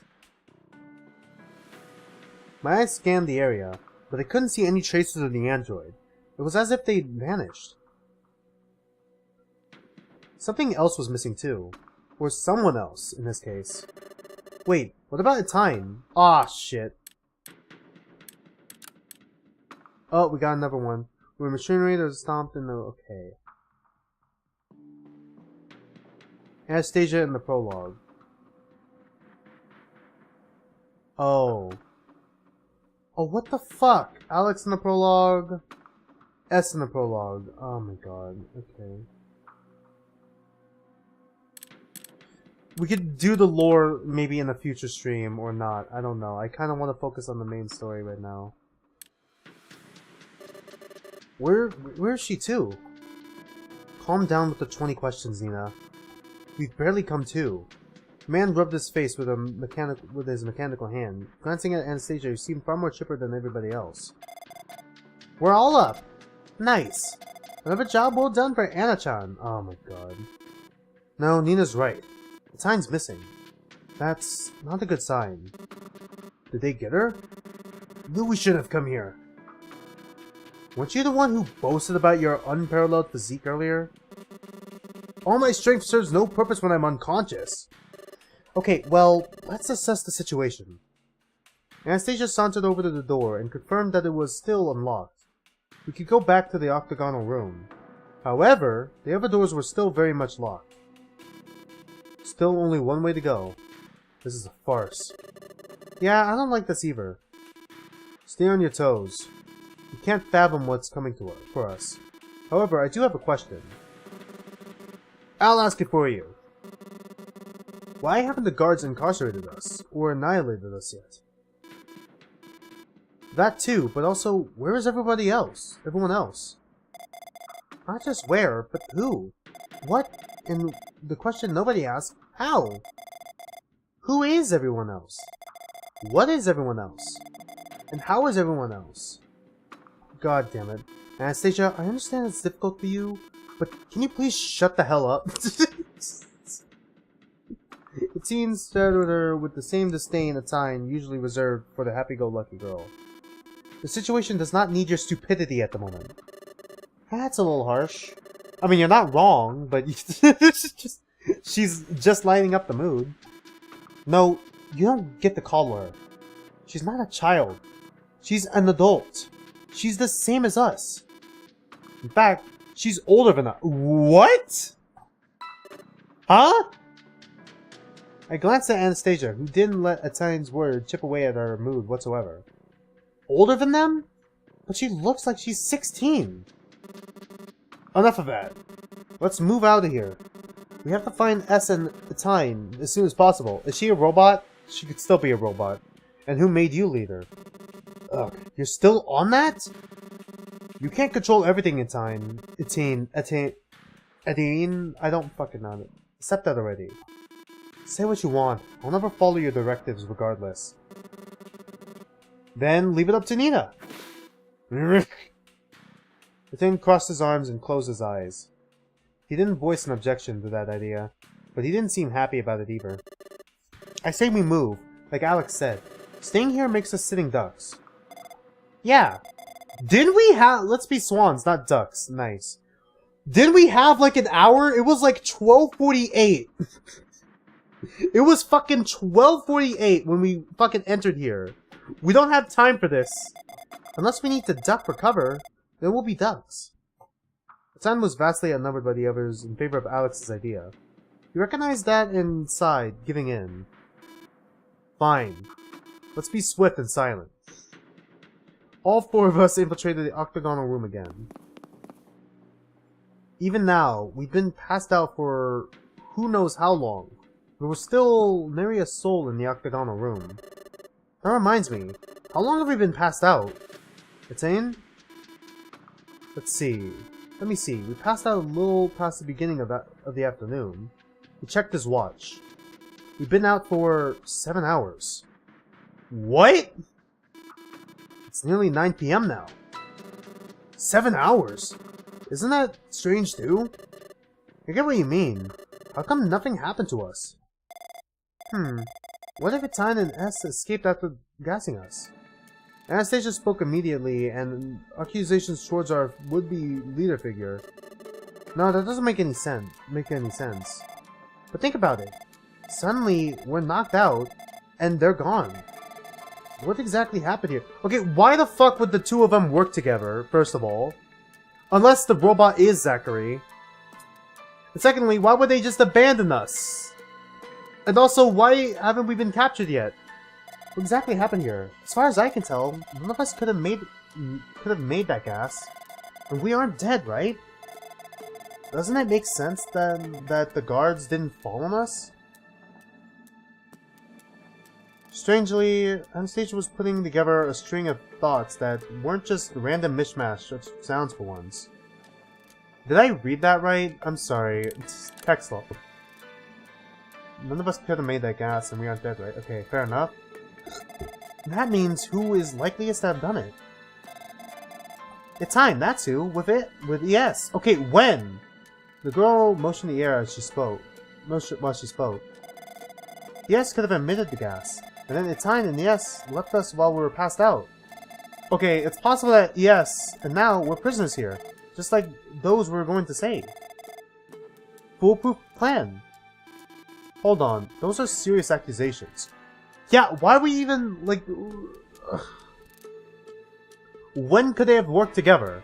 I guess it's possible that ES could have betrayed us and then captured Itine and then just left us behind. I can't deny the logic is sounder than your usual tomfoolery, but... Weren't you the one against Itine earlier, Itine? Why so quick to jump to her defense now? I wasn't trying to relight that fire, but rather understand where he was coming from. I mean, yes, but that doesn't change the fact I don't believe Itine would give up on us. Me neither. I wonder if they're opposing what Anastasia is putting forward only because it's Anastasia who said it. Then let's find her. For better or for worse, regardless of what you believe. We checked each door of the area, starting with the one leading back to the entrance hall. Nothing. It's all locked. Back to the prison, still nothing new there. The door that went to H2 was locked again, preventing us from leaving the octagonal room. Next was some sort of kitchen or dining room, or both. Once more, void of life. Hey, there are some fruits in the bowl. Don't touch those. What about this door? Mastermind is a funny game. Let's not look into the side rooms yet. First, let's check the hallways. Next up was another large door, this time labeled with H3. This one was locked too. Admittedly, I think we're searching for a way out that doesn't exist. How come? Well, there are a couple things here that don't feel right. First of all of these doors are locked, but... We pointed up towards the ceiling. We couldn't see them well, but there were some long, thin holes, as if some kind of wide but flat gate was retracted upwards. Iron bars. They must be angled specifically to block off parts of the octagonal room. However, those are not locking us in. This makes me believe we're prisoners, but they want us to move around and find something. That makes sense. Why though? That's always the question, isn't it? Anastasia disregarded what we've been talking about and sauntered over to the next corner. It was a corner with electronics. This girl seemed fascinated by the computer especially before she turned around. And then she let out a scream. Ah! What's going on? All three of us sprinted towards her, looking at where her eyes were aimed at. Opposite to the computer corner was a wall surrounding the middle area in the octagonal shape. A dead body? We'd seen it earlier before passing out. Only one side had the door, though, and it was facing the number 1 door. On this wall, which was supposed to be empty. Uh-oh. What? Was a half-open body bag containing Itine. The body locked up at the sudden turn of events. I could hardly breathe, let alone scream at the sight. Yet, I was the first to speak in a long moment of contemplation. She's just hanging there, alright? She's not dead, right? I'll check. Alex quickly hurried over and grabbed the old woman's hand. No pulse. All I could do was preserve my state of mind. All I could do to preserve my state of mind was to make a vain attempt at ignoring the situation. You know how to take a pulse. Not the time, Nina. What are we supposed to do now? I clambered back up, and the reality finally hit me. Thanks to Alex shutting me down so sternly. I mean, she could still be alive, and it's like the suit. We can't feel the pulse through the suit for some reason. Is she missing her head? True, it had been possible that someone might die. actually seeing Etienne's corpse was something else entirely. It was real, and it was terrifying. As I stared, empty-headed at the sight before me, it felt as if the ground fell from under me. I fell down to it, as if I'd been made of metal, and the ground had suddenly become magnetic. Various negative thoughts coursed through my head. This is it. This is where we end. Without Etienne's guidance, how could we do this?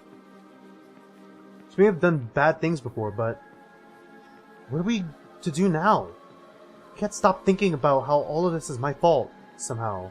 Maybe if I had paid more attention when we were in the fog, I wouldn't have slowed us down that so much. Maybe if I had been faster to figure out the way to into this area, Etienne would still be alive. The world seemed to oscillate as if logic stopped dictating the rules of reality. Please, please, tell me this is not real. Tell me Etienne is still alive and this is fake. Please, please, please, please, please, please, please. Alright, yeah, okay, it's just gonna go. Yeah, okay, please. This is a dream. This must be a dream. This is not a dream. No, this is real. And I wouldn't let myself be tracked down. I had to be stronger. I stood back up and sighed, focusing anew. This is not good, to say the least. Oopsie! What? After I became accustomed to the sight, an element didn't seem quite right. Why is her head in a box? It took a few seconds for someone to answer me. Perhaps it is allegorical. For what? I don't know. You want to? He made motions with his hands, suggesting I should open it. I'm not sure I really want to, no. I'll do it then!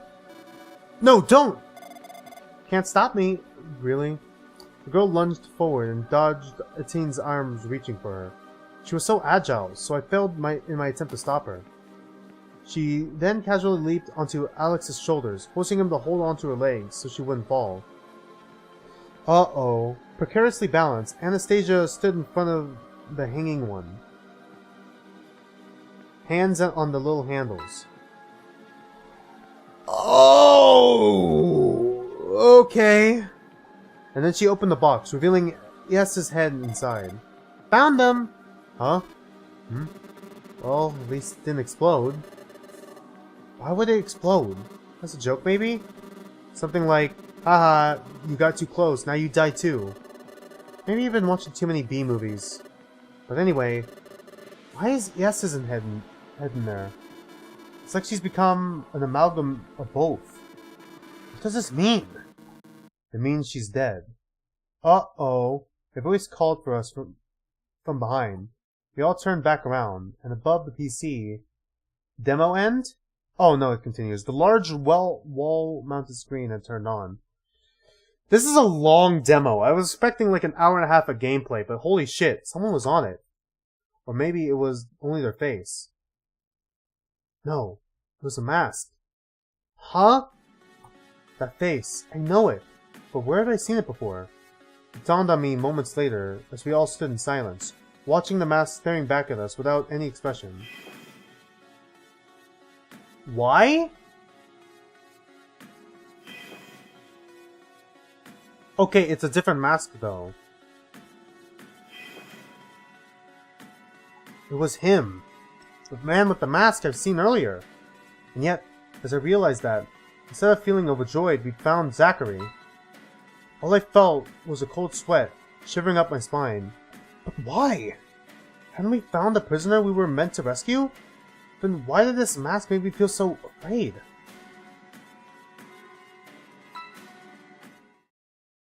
Okay, now it's demo end. Alright, interesting. You've reached... end.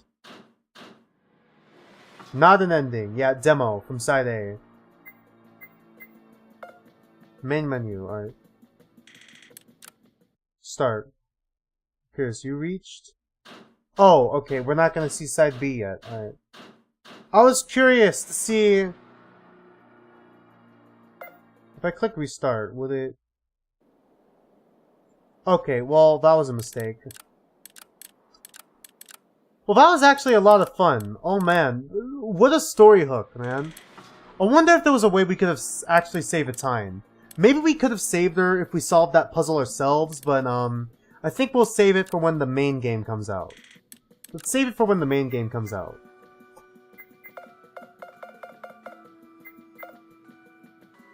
Yeah, seeing how that's pretty far apart.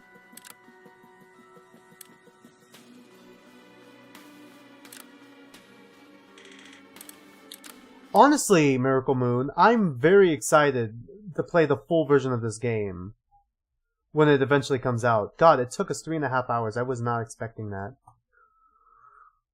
Oh man, I can't wait to see how this series ends. I can't wait to get the closure for this. Honestly, I had a lot of fun with this game, and can't wait to see where it goes in the future. There's actual puzzles now, like interactive puzzles now, so that's really cool, and I really like it. And I really like the twist where like not all the information is going to be useful, and like not all the information is going to be beneficial to you, and they could be a detriment, and it could like basically screw up your entire save file. I really like that. That's kind of cool. Although the A and B sides kind of confuse me a little bit. There was something else I wanted to mention before I ended the stream. Oh, I really like the time mechanics. Really like the time mechanics that the game implements. Although I'm a little annoyed that getting people to join up with you takes a minute away. But yeah, I seriously can't wait to see where this game goes in the future.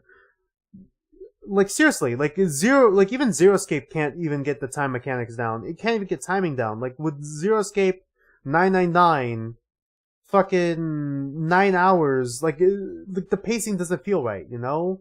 Because like sometimes we just go on long-winded tangents, and it's like okay, only like an hour. Like we have an hour left in that death game, and then it's like we got to go through 9 sections, and it plays way longer than a fucking hour. Like even like disregarding the puzzles, it plays way longer than an hour, and it's just mildly annoying a little bit. Like I'm not saying it should be real time, but I'm just saying it should be a little bit more realistic, you know? But it's kind of anime logic sort of thing.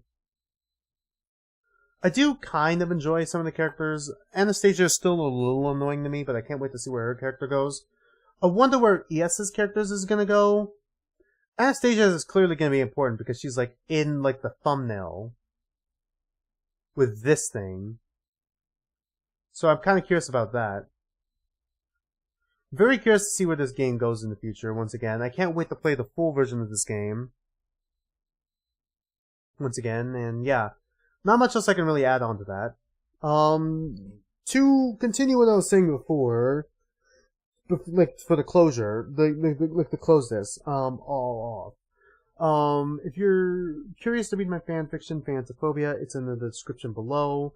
Go ahead and read it. I'm gonna be updating it tomorrow. What else? Other than that, there's not much else I can really add. Tomorrow we're gonna be streaming Phoenix Wright Ace Attorney. Hopefully at 3 o'clock. Not sure if it's gonna take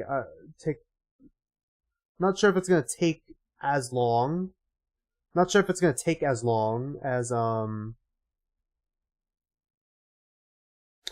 sure if it's gonna take as long as like last stream. I'm probably gonna try to complete the trial, the trial, but I'm not sure how long that'll take because it's like 6 sections.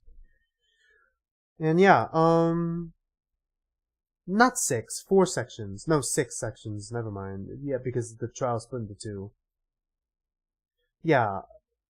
Sorry. My brain just went somewhere else. Other than that, not much else I can really add. Thanks for watching. I can't wait to continue this game when the full game comes out. Can't wait for the other games that we have on our list, like Ubel and Enter Knights, to come out as well, and then we can play those as well. And I can't wait to see you guys tomorrow for more Phoenix Wright Ace Attorney.